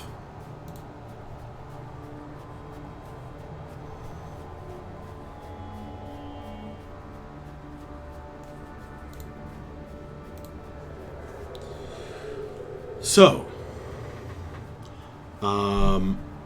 unless I hear otherwise, I'm going to assume you guys break down the camp.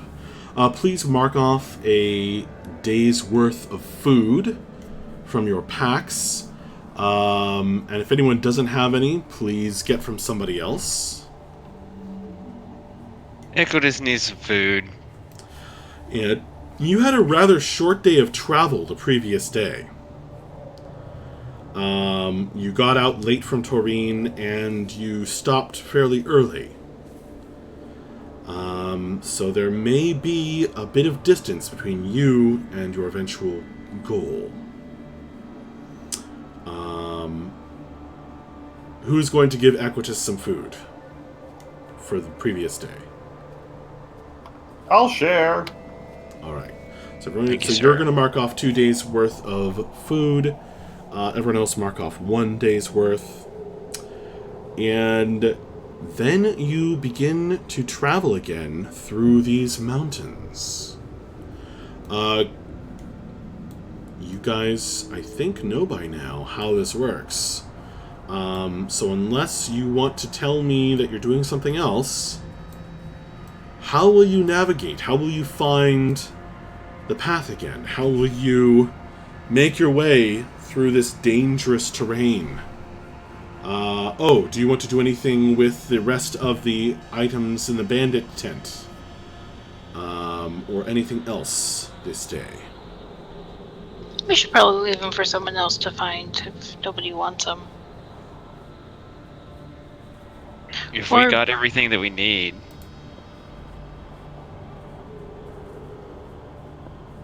We got the warm clothes, we got the stuff that looks like it was worth something.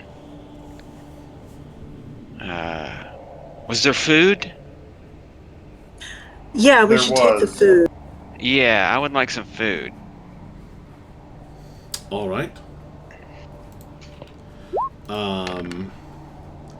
There were 5 days worth of various meats. Mostly dried and of dubious provenance, but edible. Okay. I want to take, I don't know, I'll take like 3 of them. Okay.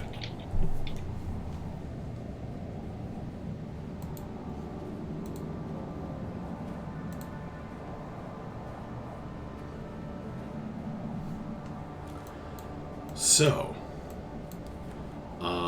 was there anything else you wanted to do with any of the things you picked up? Is the lockbox locked? It is. Most likely Rashik took the key with him. It is also rather heavy. Smash it with your hammer. Y'all try and smash it open. Make a strength check.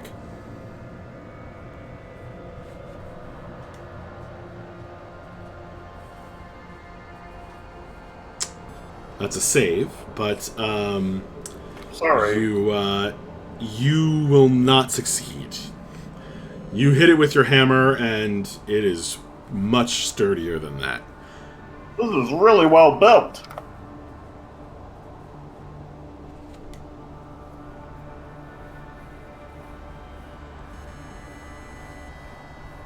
Do you have proficiency with the lockpicking set, Haley? Grim.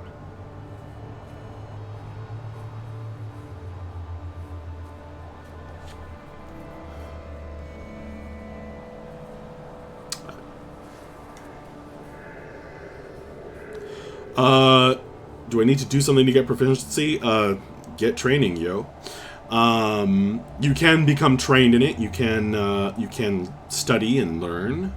But for now, just make a dexterity check. Proficiency will just let you add your proficiency bonus.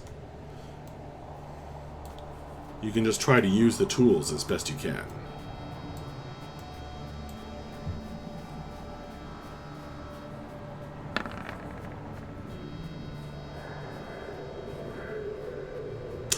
Unfortunately, all you do is break a couple of lockpicks.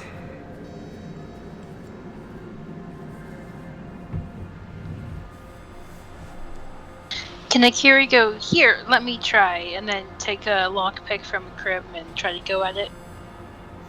How much time do you want to spend this morning on this?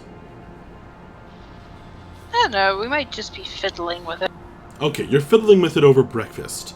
So as you eat your cold, dry goods, nuts and berries, I think, for Akiri, probably.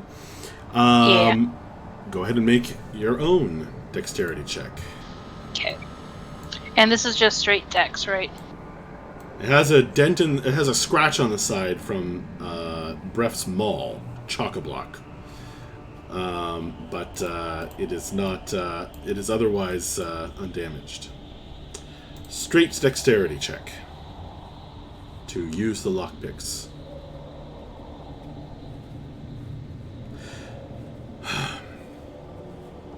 Well then. So, Krim, you toss her the lockbox and the lockpicks in annoyance. And she's like, alright. And she like sticks it in and it just pops open.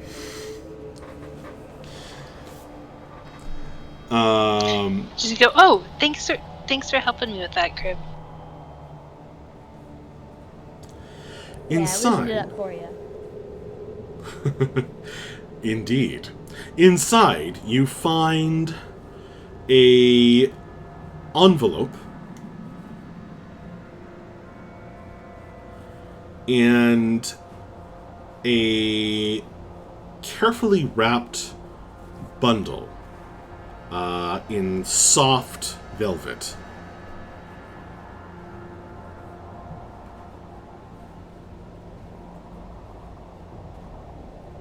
Akiri's gonna hand the letter and be like, hey guys, there's this letter. Anyone wanna read it real quick?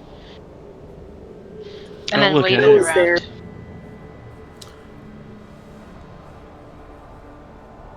I couldn't hear that because a couple people talked at the same time.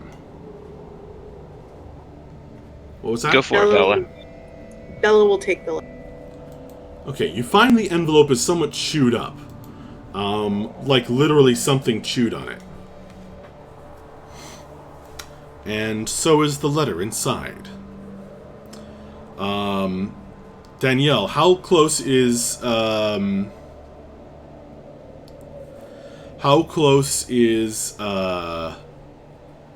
Jeremy to coming back, do you think? There's no way of telling. Got But I it. can go. We can switch out if you need him. You know, it's not, it's okay. It's okay. Akiri Here is can the letter. unwrap the thing real quick. Here is the letter. It bears the same odd symbol that was on the collars and on the outside of the bandit tent. This letter is also in your handouts section in the journal.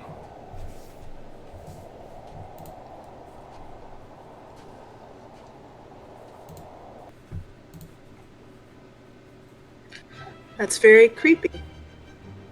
Okay. This. This is dated only a week ago. Yeah, I think the attack by the Forgotten. You know what I think that is? I think that's what happened to Taurine. Was it that long ago? I suppose it must have. It might have. I mean, I'm trying to think. I guess we would know. Would that have been about that long ago? Would it have been over a week that the attack on Taurine happened?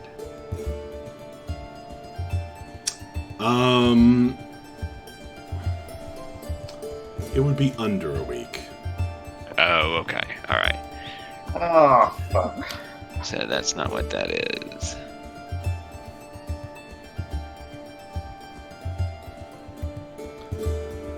Bref, this is also in your journal as a handout. All of your journals.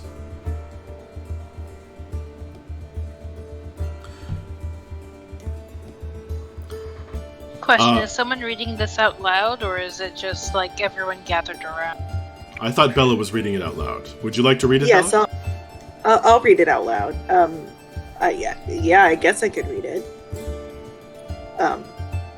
My Lord of Razors, it seems our plans must be accelerated. Despite my best efforts, the other Thief Kings are united in their insistence that the bandit move must be held sooner rather than later. I tried to push it, but they are starting to become suspicious. The attack by the Forgotten has everyone on edge. The new date is the 22nd of Fixie at the agreed-upon place. I am not sure of the current state of mobilization of the Razor host, but my Black Claws are ready and eager for blood and gold. I hear that the Steel-Tooth Pack has a good crop of slaves for sale this year. Let the fun begin. As ever, I send along a gift as a token of my esteem. Faithfully yours in conspiracy, Misty the Rat. That is followed by the same symbol you saw on the collars worn by the tigers as well as the were-creatures, and on the tent flaps of the bandit tent. And in this small strong box, there is only this envelope and a carefully wrapped bundle in velvet. Akiri was working on opening that up, and when she heard the Forgotten, she kind of stopped and like, wait, what? But she'll continue opening.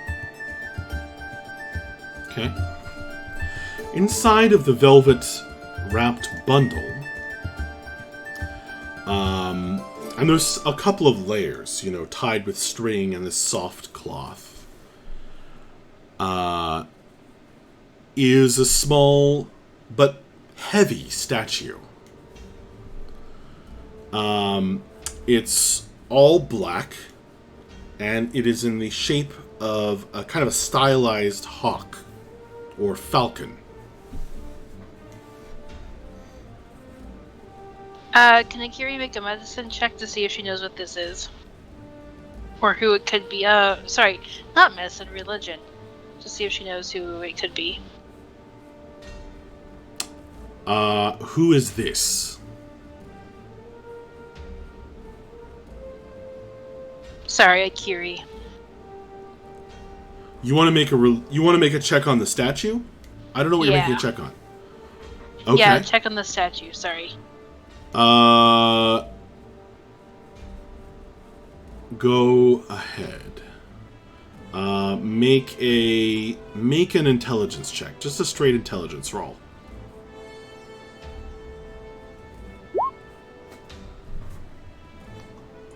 Oh no. I know you want to be like Breath, Nope.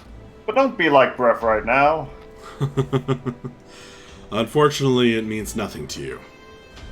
She can look real hard and she can pick a lock apparently like a boss, but she don't know.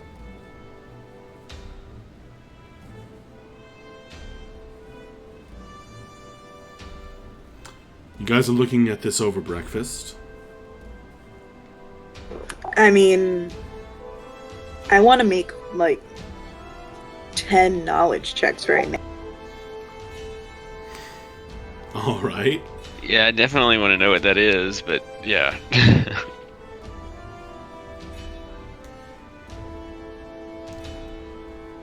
I guess I'll make a knowledge check on the treasure. Just a straight intelligence. Sure.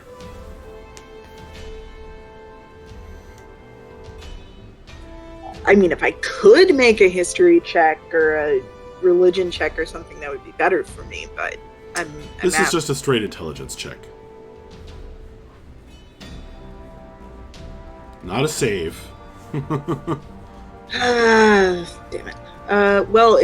There's no difference for. I don't have advantage. Or Proficiency. Proficiency, whatever. Well, this must be the gift mentioned in the letter. Well, I feel like Sherlock fucking Holmes.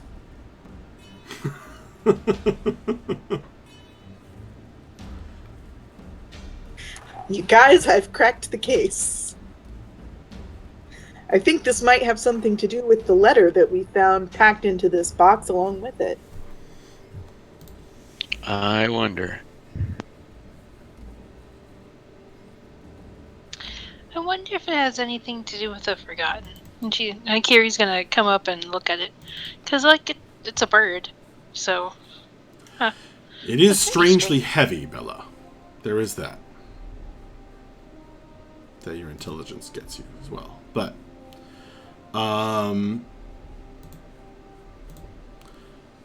sorry, what did you say, Akiri? Was it to me? No, it was just in general to Okay. everyone.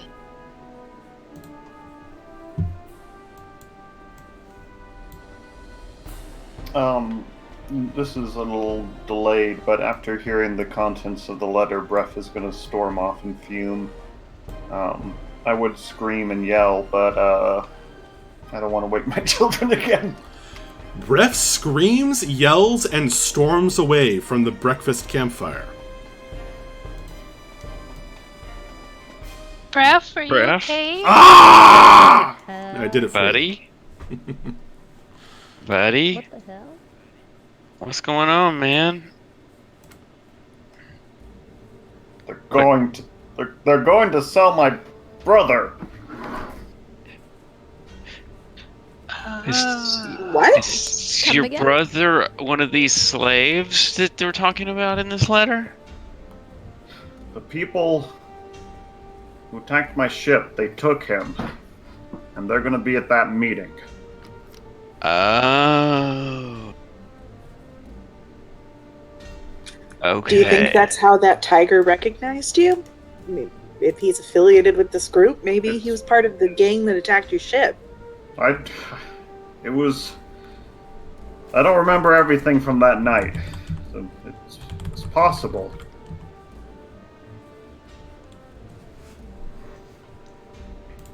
Okay. Well, Bref, then that means we're gonna have to go get your brother. We still have about a month. It was supposed to be later, much later. But Well, it's almost just a month away now. if we could find this steel tooth pack before then, we might be able to get your brother.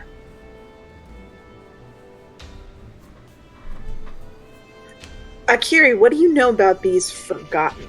I don't think I've heard of them. Not very much, unfortunately. It's mostly from an old story. It was about it took forever to get the story out of this old storyteller I met at one point, but they're related to the Stormwings. A long time ago, there was this big fight between the Scarred Earth Cult it's who they usually fight, sworn enemies and all that, and the Swordwings, and the ones who died, the Swordwings who died in that fight, they didn't stay dead, from what I've heard at least, and then they turned into the Forgotten or something like that. I don't know, I'm sorry. It was old and it was just this one story and I haven't been able to find anything else about them. So, the best you can remember, the Forgotten are like some undead Arakokra warriors? Yeah. And they seem, or someone using their name seems to have done an attack sometime in the last couple of weeks. Exactly. And it sounds like they're attacking these bandits, the thief kings. Yeah, This groups of bandits. which is kind of cool because that means they're still good guys deep down inside. And she's gonna grin. That's strange behavior for dead people.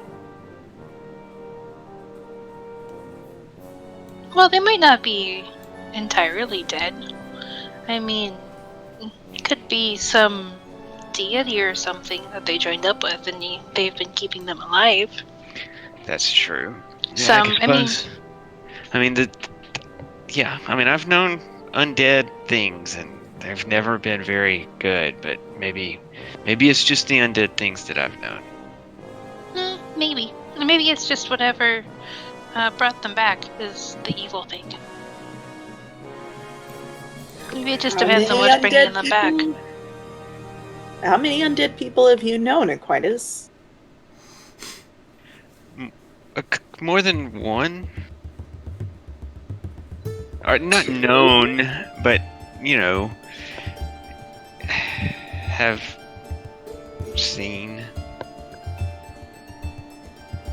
Or,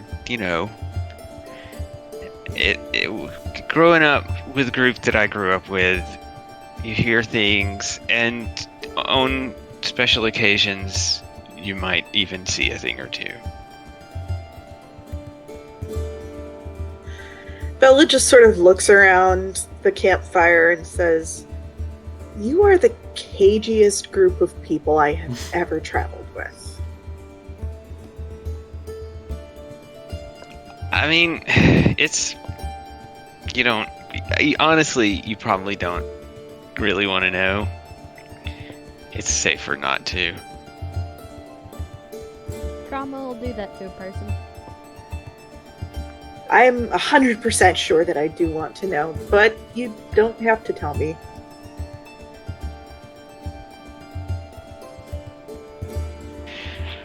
Well, so I think we need to put the Forgotten on our list, and we need to put Findy Breath's brother on our list.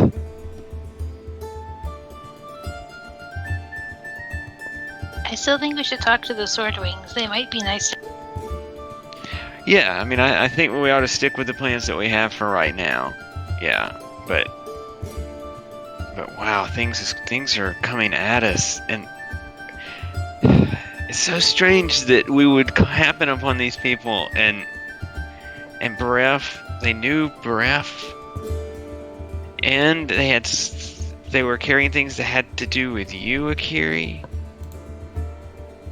I don't know. Too many coincidences.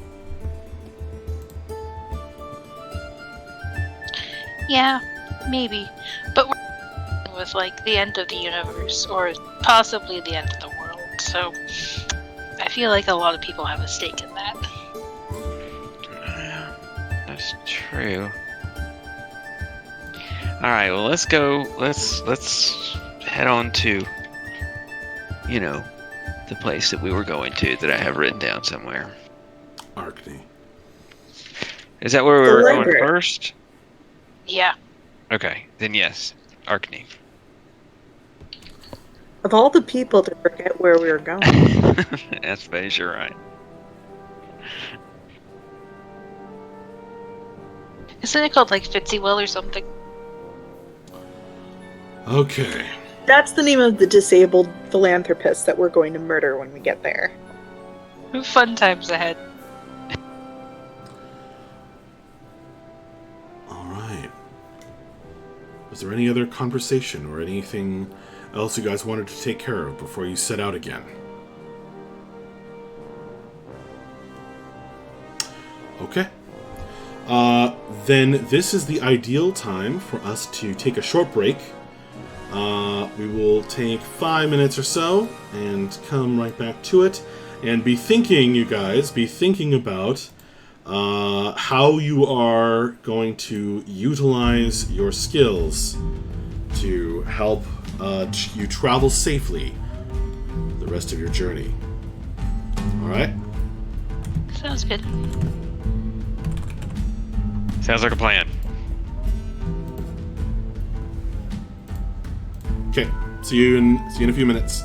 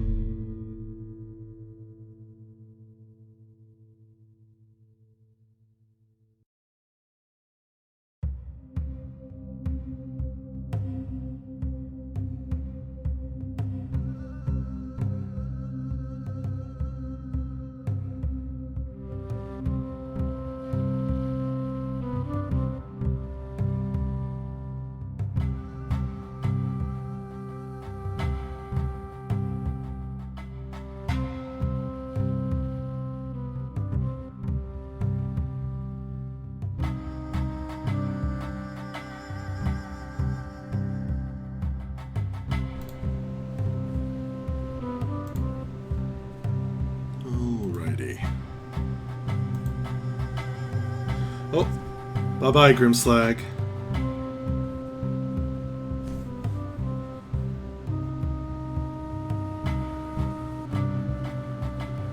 Oh, I thought he was at a Buddhist retreat at Niagara Falls.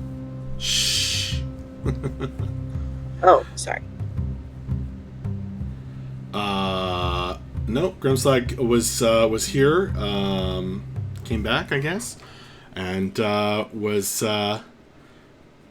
giving you guys encouragement in the chat, telling you to figure it out and discuss. Also, thank you for following Bilge Blackwater.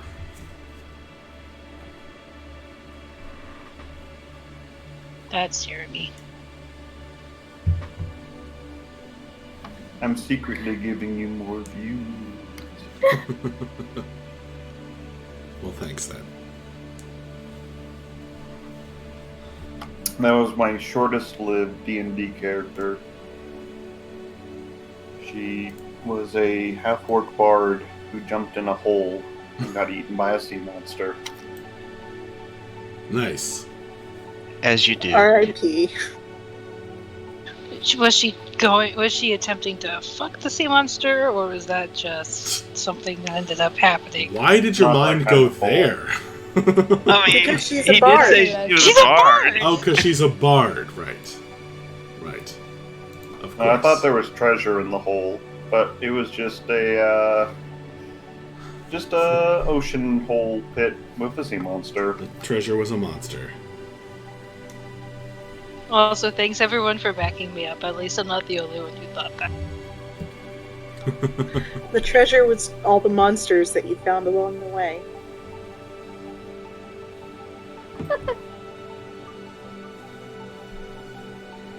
Well, breath has lasted more than a bit longer than that.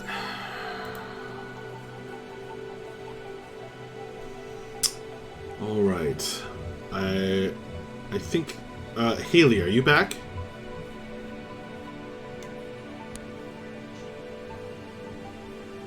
I think we're just waiting on Haley.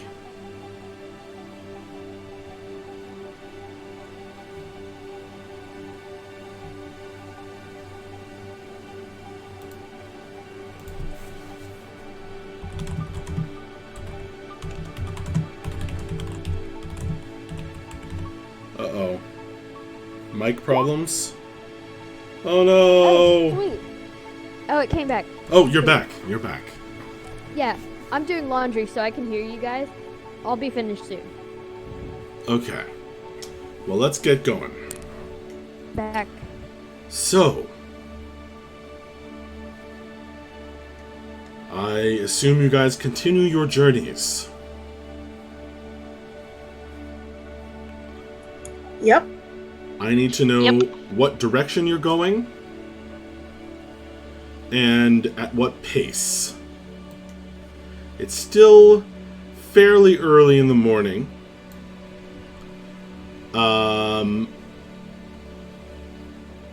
But you did not make great progress on the previous day, as you only had a short time that you traveled.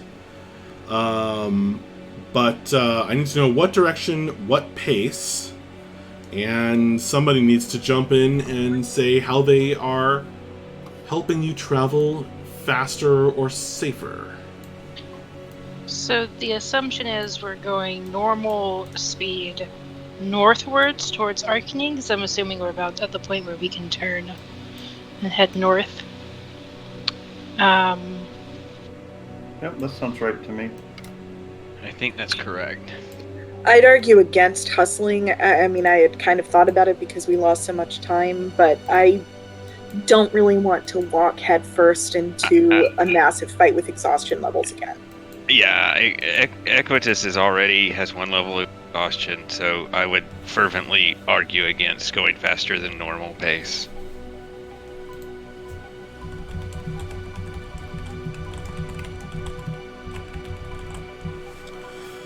So remember, guys, you can use... so you guys are going normal pace, and you're heading due north. Now, remember, you can use any skill. You just have to make a compelling argument for why it should, be effective. What kind of terrain would we be traveling through? You are now traveling across and then down out of these snowy mountains.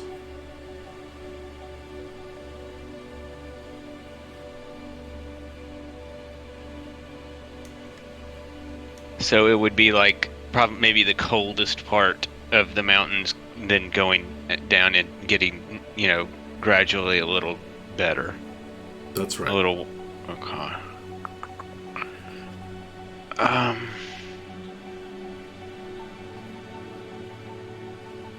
Can Kiri do like a little bit of scouting ahead, but like not the like couple 100 feet in the air scouting ahead, just kind of like just like a little bit ahead, just in like I just very close to them and pretty close above the ground, so she can see if there's any pockets of snow they need to watch out for, or any like anything that looks dangerous, I guess. So yeah.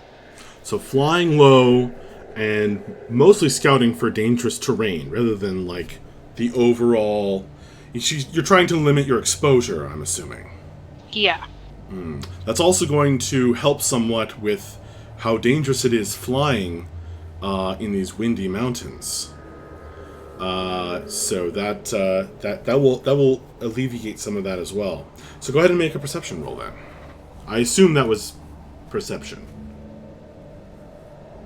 Like perception, survival, either or. Well, kind pick of one. going for one of those two. Sounded like you were making an argument for perception. Yeah, we'll go with perception. All right.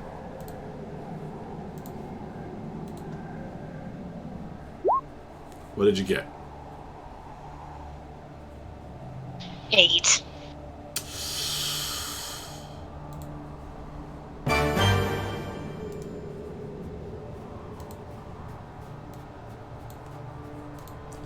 That is a fail. Unfortunately, despite Akiri trying to scout for dangerous terrain, it's a slippery, slick, slushy, and treacherous walk. And you are doing it off the beaten path, because you lost the path yesterday. So it's a struggle, and unfortunately, Akiri finds it difficult. She doesn't really. She's not really able to point out any dangerous areas, and she herself is not able to spot the waving, blowing snow and trees that would warn of gusts of wind, which batter her about as well. Who else is going to jump in and try to help? Can I stay behind everyone and keep an eye, making sure that no one's following us, like any were-tiger that may have come back? Go ahead and make a perception roll.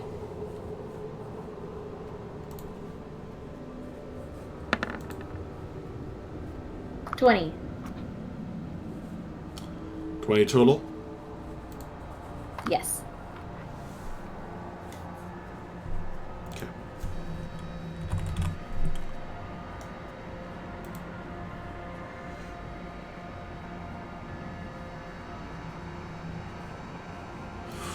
Wow.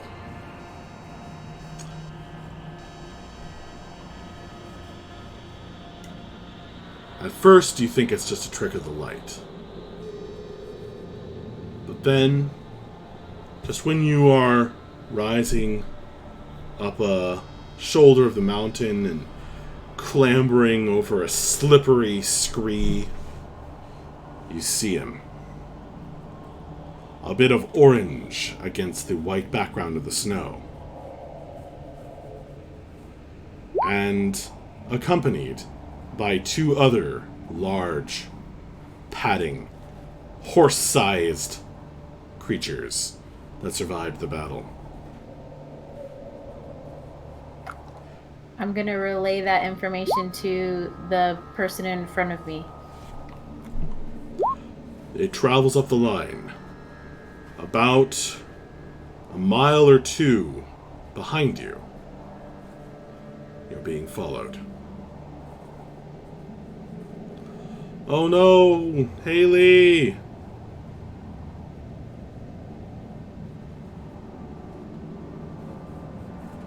Haley's mic is going in and out. Accursed Wi-Fi.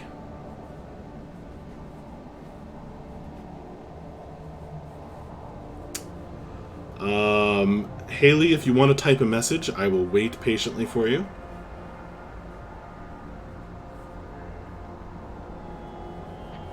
Nobody is good at Akiri is stealth. good.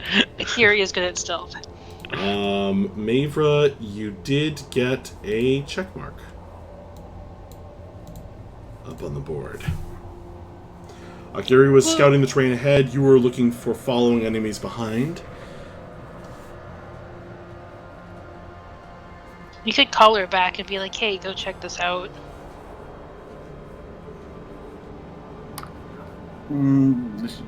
She said you could ask Akiri to check it out, but I'd be nervous about that. Tell you what, Cordy steps forward.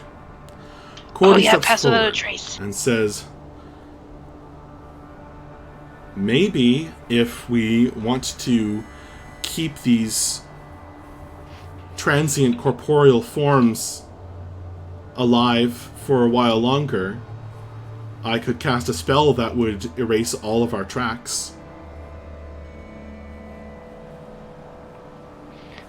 That sounds like a plan. Yep. Alright. She casts the spell. And soon you guys... now you are still going to have to try and lose him in the mountains. Which will be obviously much easier when you don't leave tracks. So who's going to lead up that effort?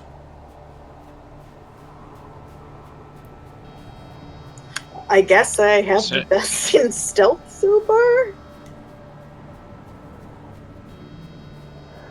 Akiri has like a +4 to stealth, I think. Oh, I think you might win, Akiri. I think you do. I only have a +3. Yeah, mine's 3 as well, so let's do the 4. I have 2.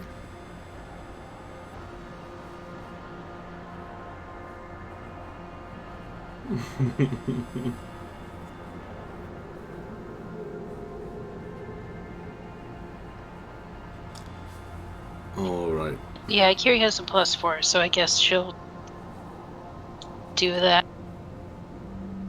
So Akiri, growing tired of being buffeted about by the wind, lands and directs the rest of the party through the mountains, avoiding spaces that are open where he can visually keep track of you. And with no tracks left behind, hoping to lose him. Go ahead and make a stealth roll then.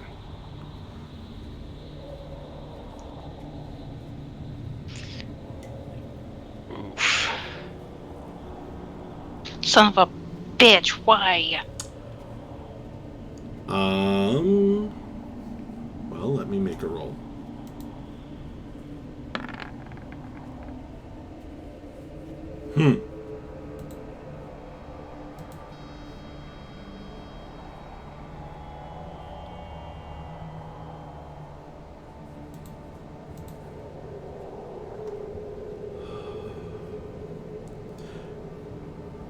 All you're able to do is put more distance between you. But you still occasionally see a flash of orange. I kind of want to fight him. We're not going to. Yeah, but he doesn't have rats with him this time. We could take him.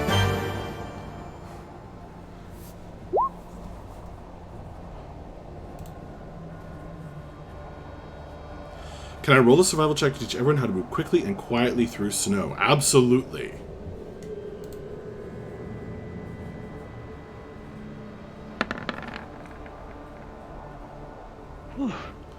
And it's very effective. Krim guides you all in traveling through snow in her many wanderings these past 2 years. She's become familiar with it. And you are able to avoid the deepest drifts as you travel.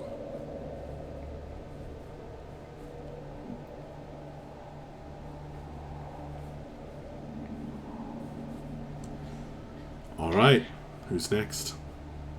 Okay, I have an idea. of how to use maybe. I have a little bit in performance, so maybe if I could use performance, and I can maybe to try to help. I'm not as good at this with acknowledging that I'm not as good at this as probably Bella is, but I have been, I like to read and I like to write, and I have been keeping a journal, and I'd kind of like to read, with a flourish, some stuff from my journal just to keep people's spirits up. Maybe not, of some of the better times that we've had since we've become a group. Are you trying to use performance? That's what I would like to try to use. I buy it. I buy it. Aquitus alleviates the tedium of a long, tense trek by reading aloud on the more stable, when walking across the more stable areas. And it reminds you of some of the better and easier times you've had. Let's see how effective that is. Oh, if I mess this up, we're done for. Okay, here we go. Oh, thank God. 17.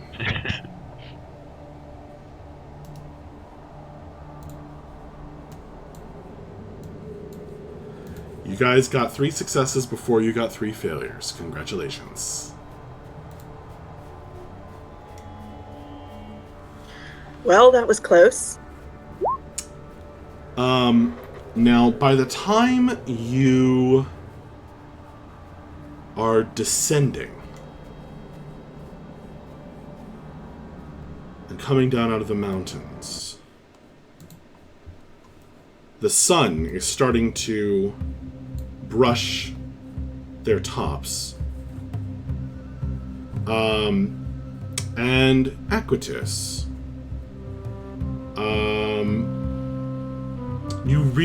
you look up,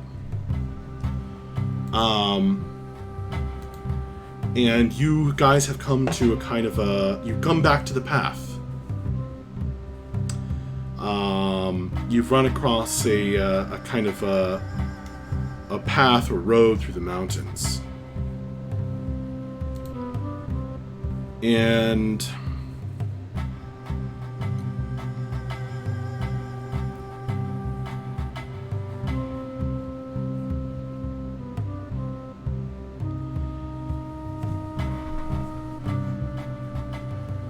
as you've wound, you see these various other paths. You've run at crossroads, winding their way through these frostbound mountains. And your path, the one you've been taking, has reached this as you've descended from the heights.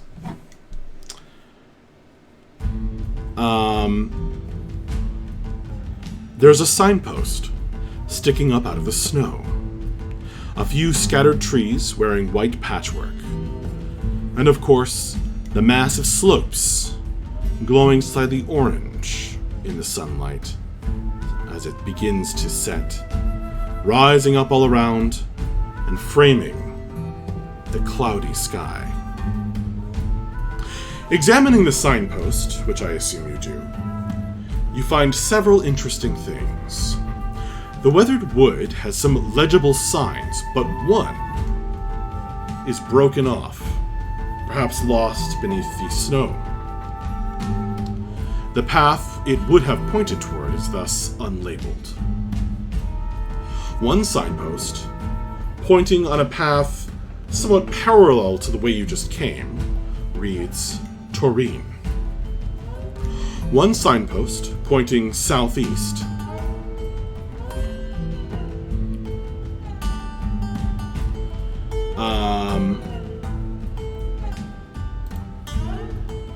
I'm sorry. The one pointing southeast is the one that's broken off. No, it does. No, it's not. Hang on. The one that's broken off. What's the truth? What's really happening with the signpost? The one that's broken off is pointing northeast. Sorry. I just got mixed up for a second.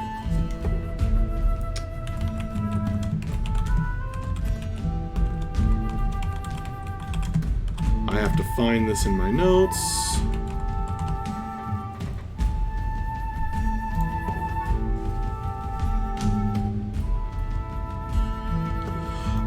The one pointing southeast reads Iron Maw Camp.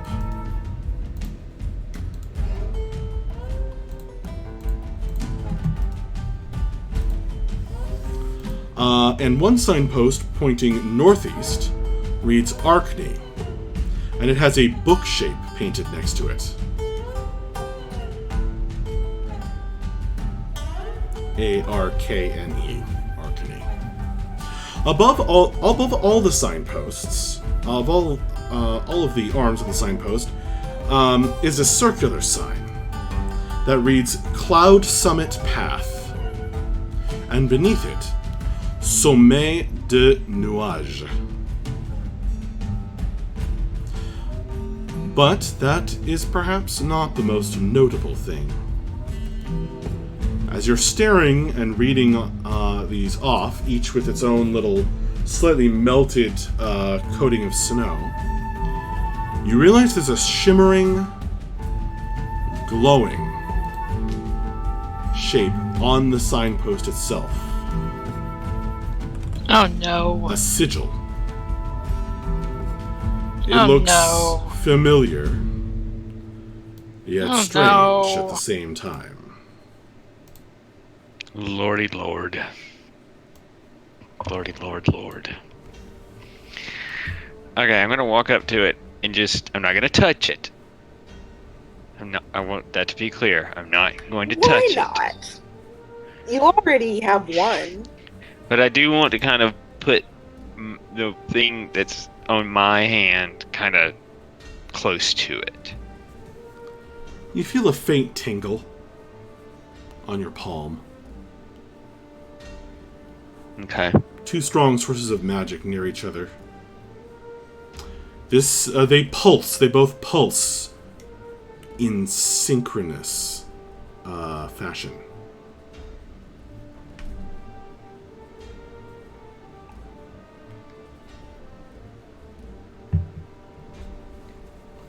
DM, was that Southeast Iron Maw Camp? Yeah. The word iron and the word maw. M-A-W.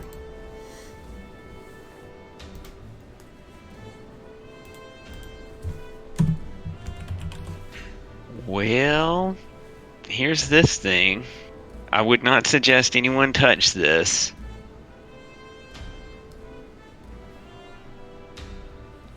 In question, is it the same thing that's on Ekotus's palm, or is it a different kind of sigil? It looks very similar. Just making sure. How is it different?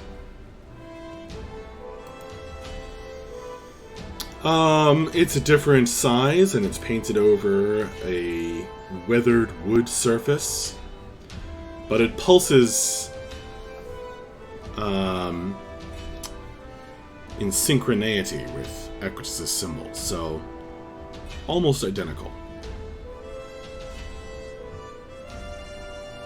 I kind of feel weird just leaving it out here for just anybody to come upon. Keep in mind, though, most people have the common sense not to touch strange magical things. I don't know if I agree with that. I would like to high five Akiri. She accepts it.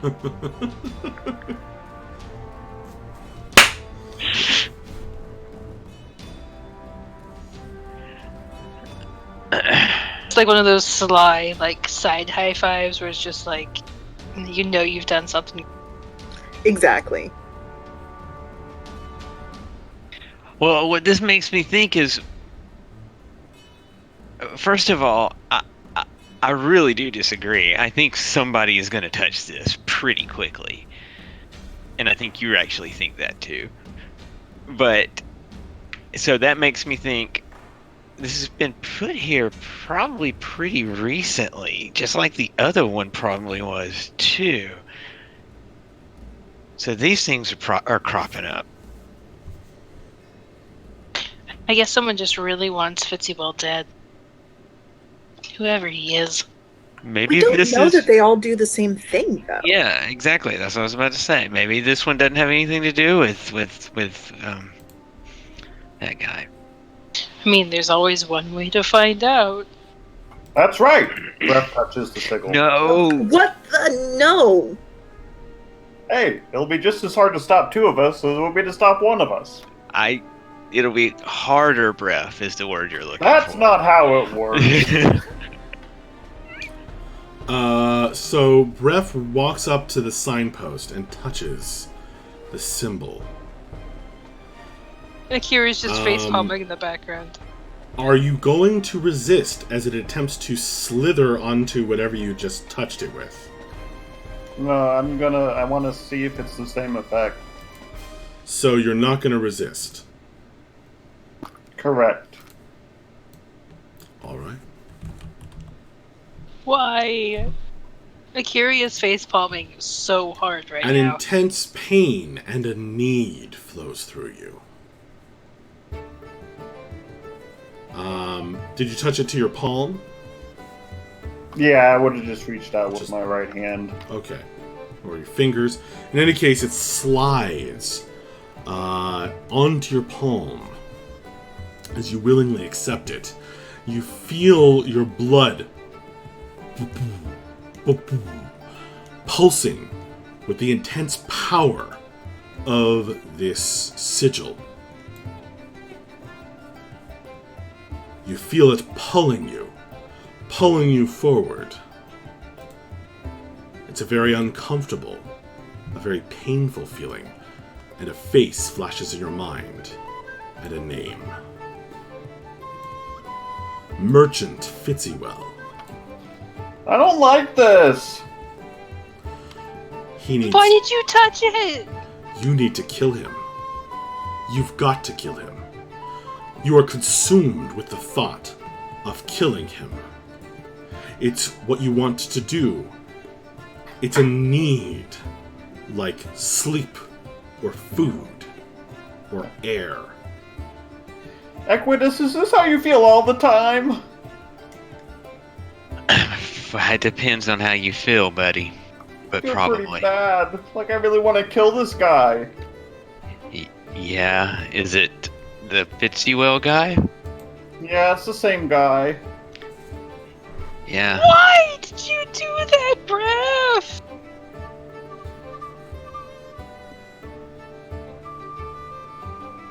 Okay.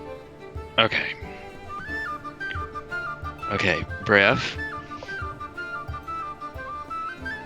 Do you want to go kill this guy? I really do, but I don't. I mean, I do.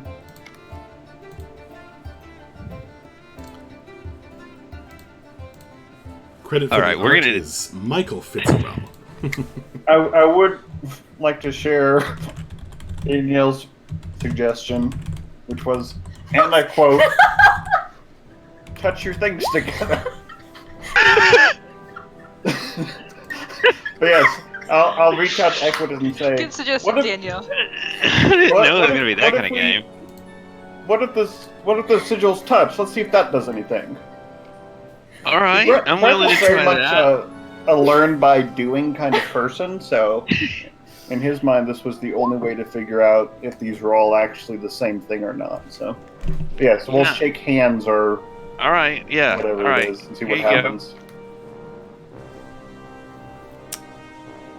Okay. The two of these guys stand squared off in the snowy crossroads and reach out and touch the tips together. Shut up. And an electric shock goes through your body. Each one of you, his touch is electric. As the symbols react, their powerful magic intensity. Kind of, you know what it's like? It's like, there's a kind of repulsion, like touching two magnets, touching the north side of two magnets together.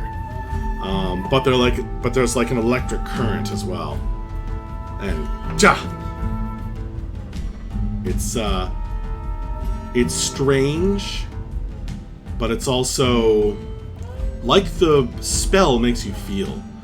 It's kind of, it only increases that feeling of irresistibility.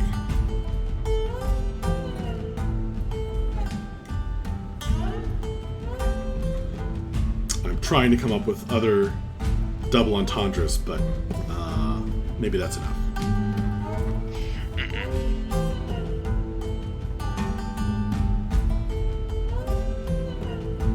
I don't think it works, bruv. Well, let's go kill this guy. All right, let's go. I'm kind of tempted just to go. Gonna convince Ref to let's just go, but I'm not gonna do that. All right. As this conversation goes down, are the rest of you going to do anything, or are you all going to continue traveling into the dusk?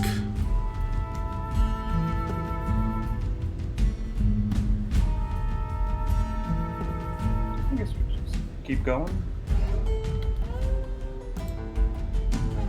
Yeah, he's in that direction anyway. Let's go. All right. Led by the two sigil bearers,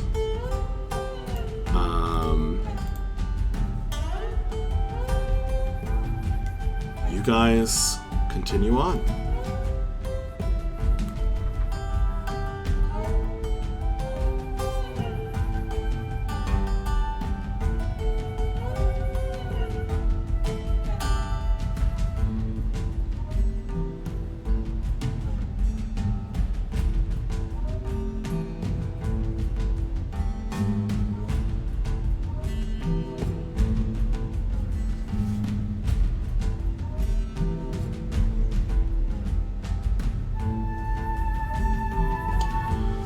You climb down out of Cloud Summit Path.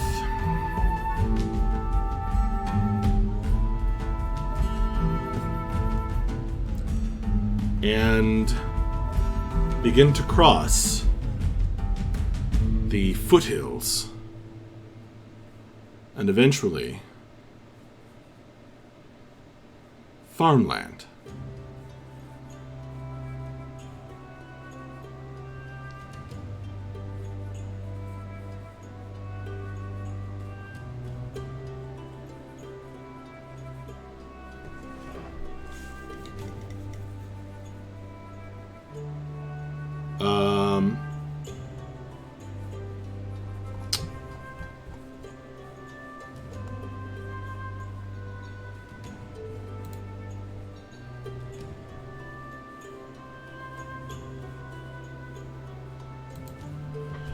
The snow has been melting much more quickly here in the foothills, the rockiness of which is quickly giving way to far more arable land.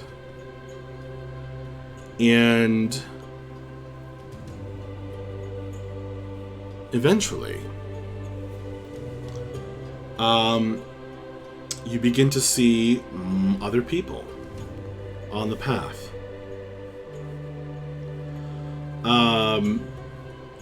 There are various travelers, much like yourselves. You see various races. I'm not sure there are too many groups that are quite as motley as your own. But you know, there's a general sprinkling.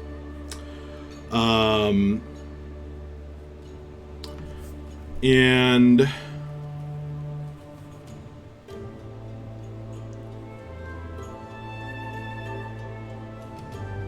you you see in the distance, before arriving at it, a wooden watchtower. Simple but sturdy construction, rising about equal with the height of a lot of the trees that are scattered here and there over the hills. And near the watchtower is a column of smelly smoke. And just kind of beyond the watchtower, you can see a lot of the land has been cleared out and farms. Most of them fallow in the winter. But the orderly rows of flattened land, stretching out. But the watchtower is guarding the road. You can see some people milling about there. In the dusk light.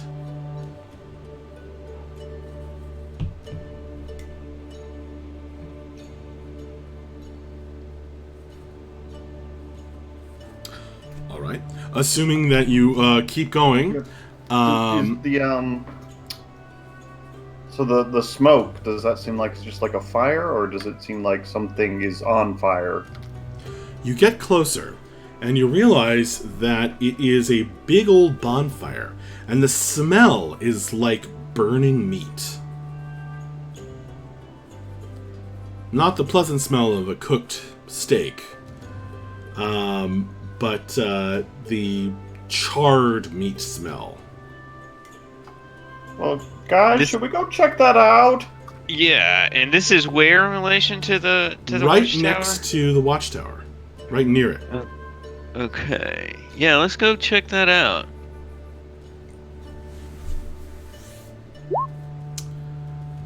And this is outside. We assume this is okay. The watchtower is it outside of Arkne or? Well, you haven't seen Arkne yet. We haven't seen Arkne yet, so this is just a this is probably the watchtower. farmland surrounding Arkne, and the watchtower is watching the road. Okay.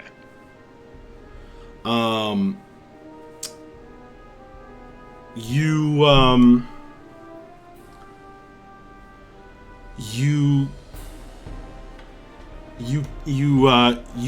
approach the watchtower, and you see some. They look like soldiers or guards. They have kind of conical steel helmets, swords, spears. They keep a close eye on you. There's actually a row of them up in the tower, and a pair down on the road. They all carry crossbows. And they're not aiming them, but they are kind of loading them. Or just kind of holding them generally pointed in your direction as you walk up. I wonder what happened here. I well would like. met, friends. Yeah, I kind of like to nod at them and say, hey, what time of day is it? You pass by the crackling bonfire. It's evening. Okay. You pass by the... Yeah, go ahead. Oh, I was just gonna say, good evening. What's going on?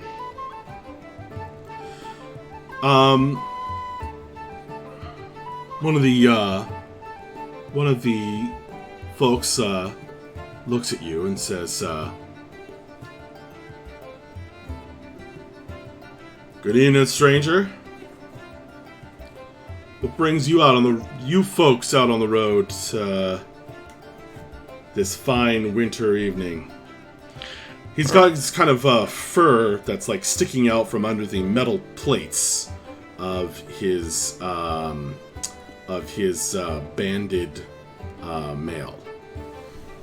Can I say that I use minor illusion to cloud over my eyes, and then I'm pretending to act like I'm blind.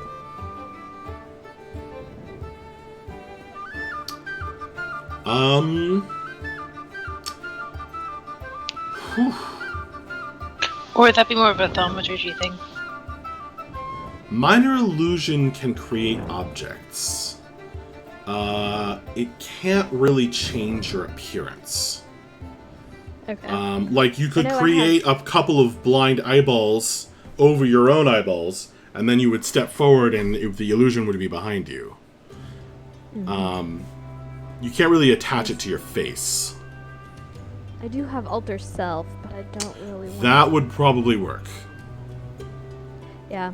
And I can make it last for 2 hours, but I don't want to Okay. use it for too long. Well, if I... Shoot, how do sorcery points work? Again, how many do I recover after a long rest? I assume you recover them all. I'm not super familiar with sorcerer points. Because for it to last 2 hours, I need to use sorcery points. I'm sorry, I don't know the rules for that. But ask your rule buddy in the rule buddy chat, and we will learn it for next time. You regain all spent sorcery points when you finish a long rest. Awesome. You have 2, and you gain 1 additional point every time you level up. I'm not gonna cloud over my eyes, but I'll it and deceive them into thinking I'm blind. Okay. So, make a performance check. I was hoping I could use deception.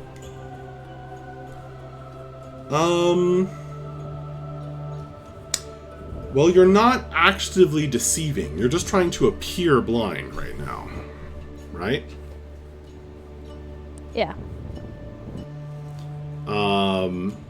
So I think this is more of a performance check at the moment. But that could change. Okay. Hopefully I'll roll well.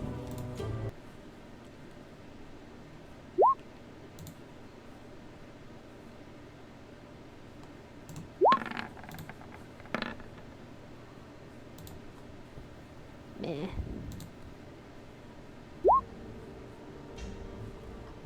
Ken's not bad. Alright. So you are kind of like stumbling around, and maybe you put your hand on somebody's shoulder. I have my hand on Bella's shoulder, and my eyes aren't like facing towards anyone like they normally would. I'm just staring straight forward. Okay. Can I assist her performance check by just like acting really like? Do you know what's going on? What? Do you know what's going on? Do you know what she's trying to achieve? I'm just trying to assist her blindness check. Yeah, and you could if you knew what she was doing. And I whisper to her, be like, Okay. I'm pretending to be blind. Help me. Okay. Your assistance will give her advantage. Well, that's not really going to help her out in this case, then. Well, it makes it a 12.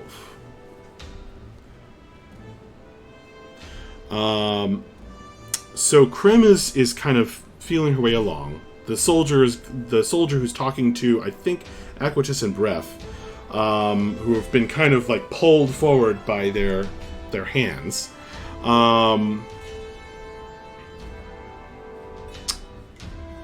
Is kind of glancing over at the rest of you and noting this as well. You guys are standing not far from the bonfire, which is just off to the side of the road, and the stench is unbelievable. There's something foul in there. Charred meat and something rotten. Something worse. maybe.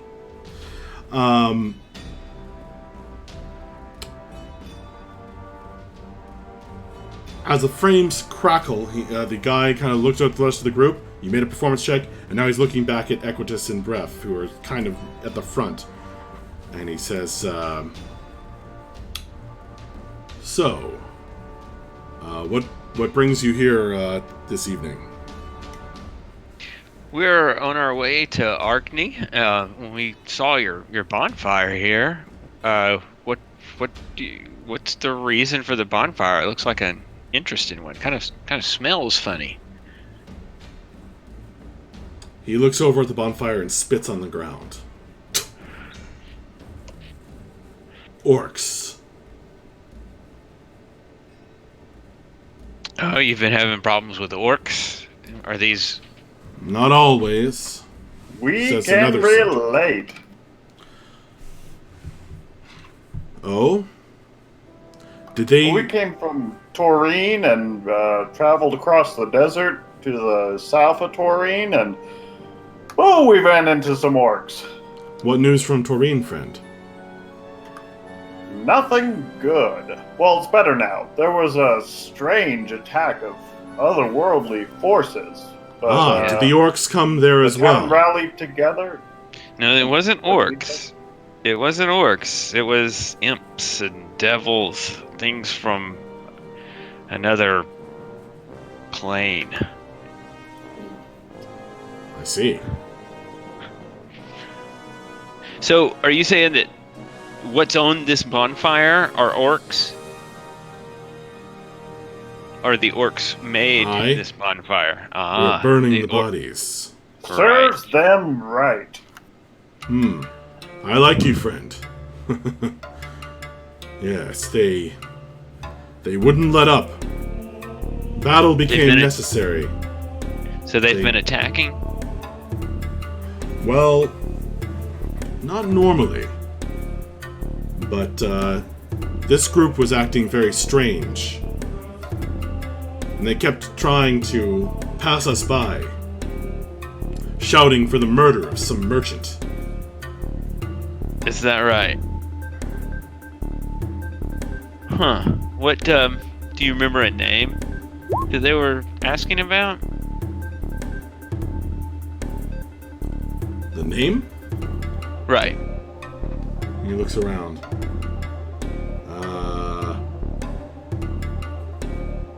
He looks like a little slightly suspicious, but go ahead and make a persuasion check. Bart. I shouldn't have pushed that.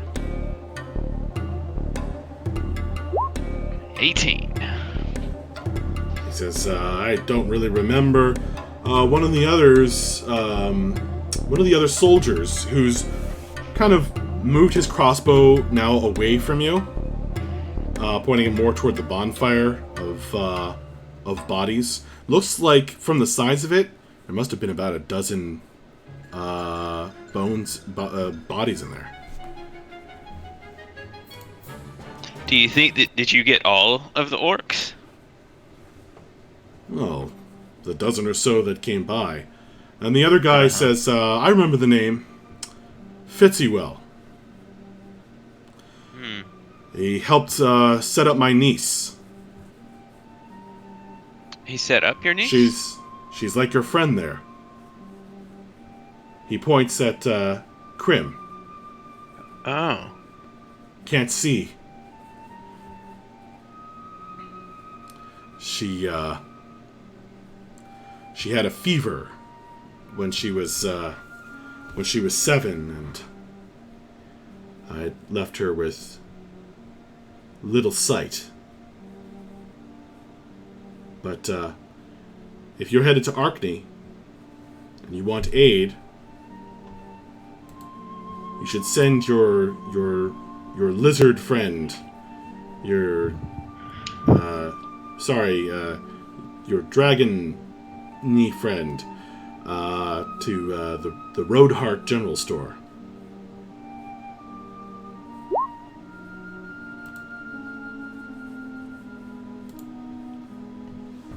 Okay. Thank you very much. I'm sure we appreciate that information. We'll definitely get our friend here. The name was Fitzywell. Thank you. We'll remember that. And you said he's at a store in Arkne? Aye, that's where he runs his store and helps folks like him. Okay. And that was again, that was Rose what? Roadheart. Okay. Marias Fitzywell. Okay. He's a good man. Right, well, we will definitely get our friend there for some help. That's very kind of you. The one who seems sort of in charge with the heavy furs under his armor kind of waves you guys along and says, "You're going to have to hurry. They don't like to open the gates after dark." Much appreciated, friend. Thank you for doing all you can to keep us safe. It's nothing. You look like you can take care of yourselves, and his eyes roam over the weapons you're carrying. He says, "Be sure. Those stay in their sheaths." Oh, don't worry, they will. I want to let you know, there may be someone coming behind us. I don't know if they'll travel by the road or not. We met with trouble on the mountain path, and we think the bandits who has accosted us may be following us. It was bandits. Half tiger, half man, and he was traveling with a pair of ferocious tigers as well. That's for bandits. He's like, "Arkengard, present!" And the guards, who you now know are called the Arkengard, lift their crossbows, and they just point them like down the road, like, and they all sort of form a line. We're well trained at the Southern Watchpost. Well, like I said, you'd better hurry along then. You'd be hard put to it without horses to reach the city, to reach the town before dark.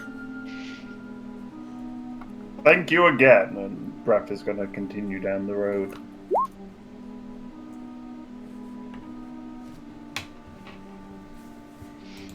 Yeah, I'll thank you very much, and I'll follow. Okay. I would like to just get through this very next bit before we stop. Right.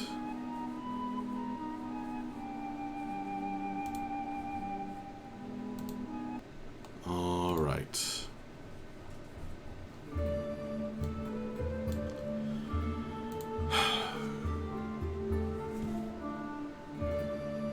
You leave the watchtower behind and enter the farmland proper. Your tread along the now dusty and slightly muddy road.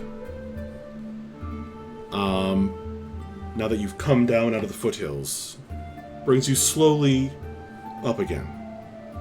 And as you crest a slight rise of a hill and look out over the brown winter foliage of the fields, you get your first sight of the peaked roofs and chimneys standing above the winding palisade wall that surrounds Arkne.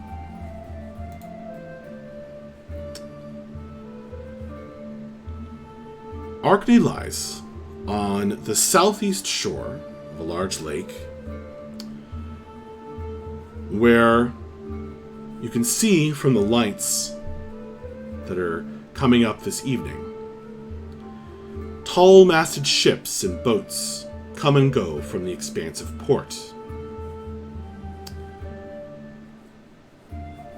The first impression of the town as you get to its outskirts is of one in transition. It's more than a simple farming and fishing village, yet not quite a large port city. The place immediately evokes an air of enterprise and moderate wealth. The folk you pass on the roads are a little better dressed, a lot cleaner, and somewhat more wary than you're used to. You suddenly realize how you guys look not so different from the folk of Taurine, but even the farmers out in the fields, they've had a wash in the past, sometime in the past week. Maybe they have more than one set of clothes. They watch you guys. Folk are bringing out their lanterns and torches to light their way. And so are you guys, I assume. The buildings form a dichotomy as well. They're either old and dilapidated, or they are new construction, less masterful perhaps, but clearly seeking to make a statement. It's also worth noting that everyone you meet on these outskirts of Arkne fits pretty neatly into a particular social strata in their appearance. The farmers look like farmers, clearing some of the debris from their fields. The guards look like guards. The well-to-do are better dressed, and you're passed by a couple of finer carriages than the simple carts of traveling peddlers. As you get right outside the meandering palisade wall, you spot a couple of magical plows, needing no horse or oxen team in the farms around, but clearing dead brush and any remaining snow under the careful eye of the more successful farmers.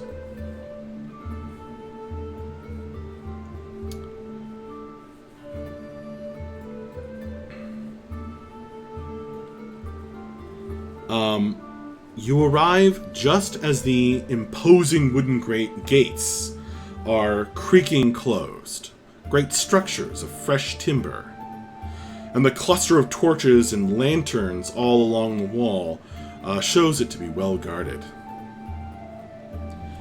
Once you're inside the wall, it quickly becomes clear that most everything of interest lies in what might be called downtown Arkne, as the walls have been placed with plenty of room for the town to grow.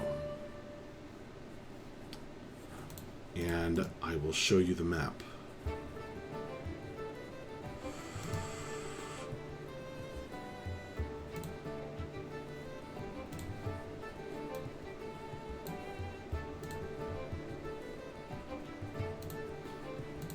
Ooh, lots to do. Welcome to downtown Arkne. I called dibs on the abandoned cabin.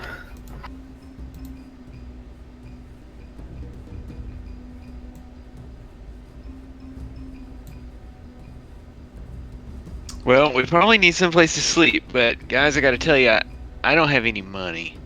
I got a little bit. A couple of silver. I've got 10 gold from Samson. I have 24 gold.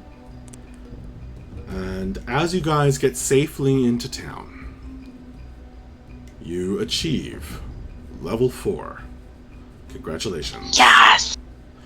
One of you is going up to level 5. But yes, you've reached the next level.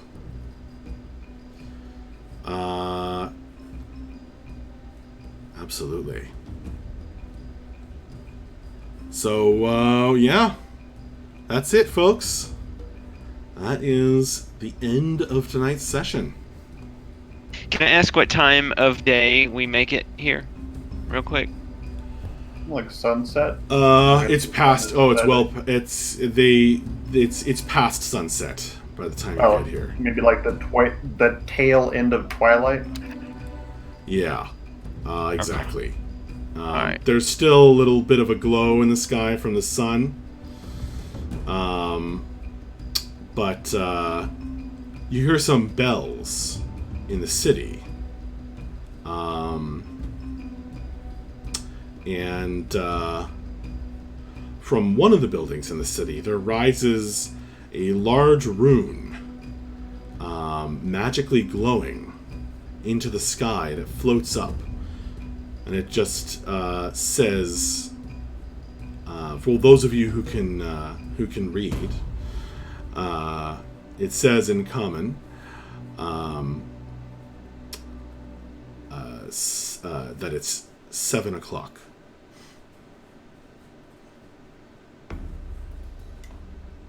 Well, that's very fancy.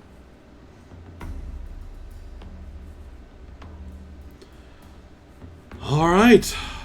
Yeah. Was there any other questions, or I think we're done.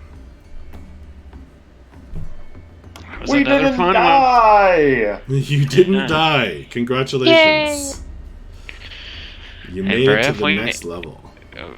Me and Bref may get in some trouble. Sigil buddies!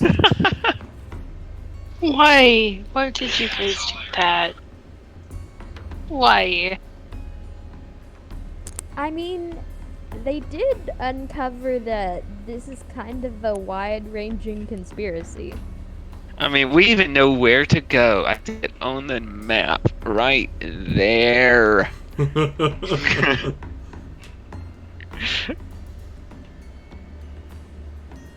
So tonight we're going to need to set up watches. Bref in Aquitus's room to keep them from sneaking out and doing murdering in the middle of the night. And we should probably tie them to the beds. Yeah, we should like tie them up, lock the door, and then hope for the best. Oh, Cyvius! Thanks for coming by. And thank you to Archer2219 for following. Was that one of you? Not me. Okay. Okay, so just a bit of a housekeeping. How do we roll for health again? I totally forgot. Just click hit die on your character sheet, and it'll just roll it. And it'll add your stat, which is also correct. And then we'll just add that to our hit point total, or... Oh, Cyvius, you've been here all night just to want to gug up your session with my idiocy. Please share any thoughts during the session, Cyvius. Feel free. What's that? Yeah, you should add it to your total after you roll it. We love comments. The more comments, the better. The more comments, the better, Cyvius. Please. We go back and watch the videos later, and we love reading what people say. Yeah. Yeah. And so, how did the charges work again? Is 6 it 1 HP. per day? Yeah, until you level up your item.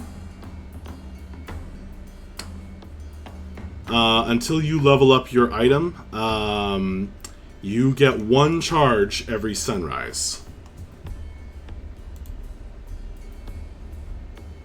So it's only been 1. That's right. Okay, thank you.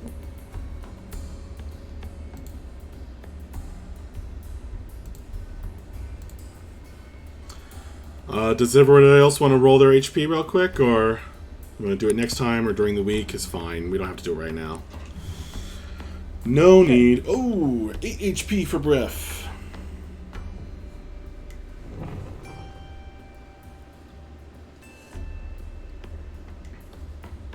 Boom, 7 Paul. 13, 7.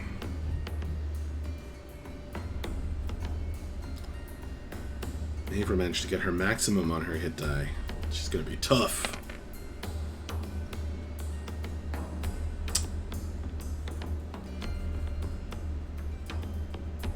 Hey, another maximum roll.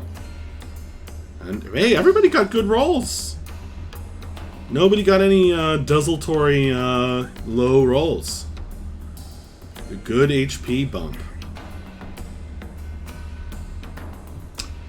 Maybe next time you get savaged by an avalanche, you won't go down so easy. I did sort of die.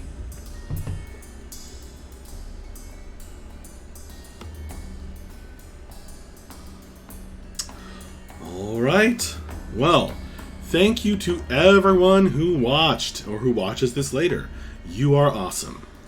Thank you to Jeremy, player of Breath. Thank you to Emily, player of Akiri. Thank you to Paul, player of Equitas. Thank you to Haley, player of Crim. Thank you to Danielle, player of Mavra. And thank you to Kirsten, player of Bella. You guys are awesome players. And hopefully we'll be having a guest star, a new guest star, you know, because the last one died. In for maybe next we won't week. kill this one. Maybe. But we probably will.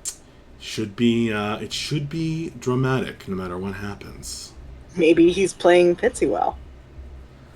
No matter what happens.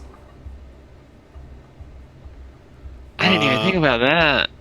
That would be hilarious. I will. All right. I will turn off the stream. Good night, everybody. Night, guys. Bye, everybody. Bye, folks.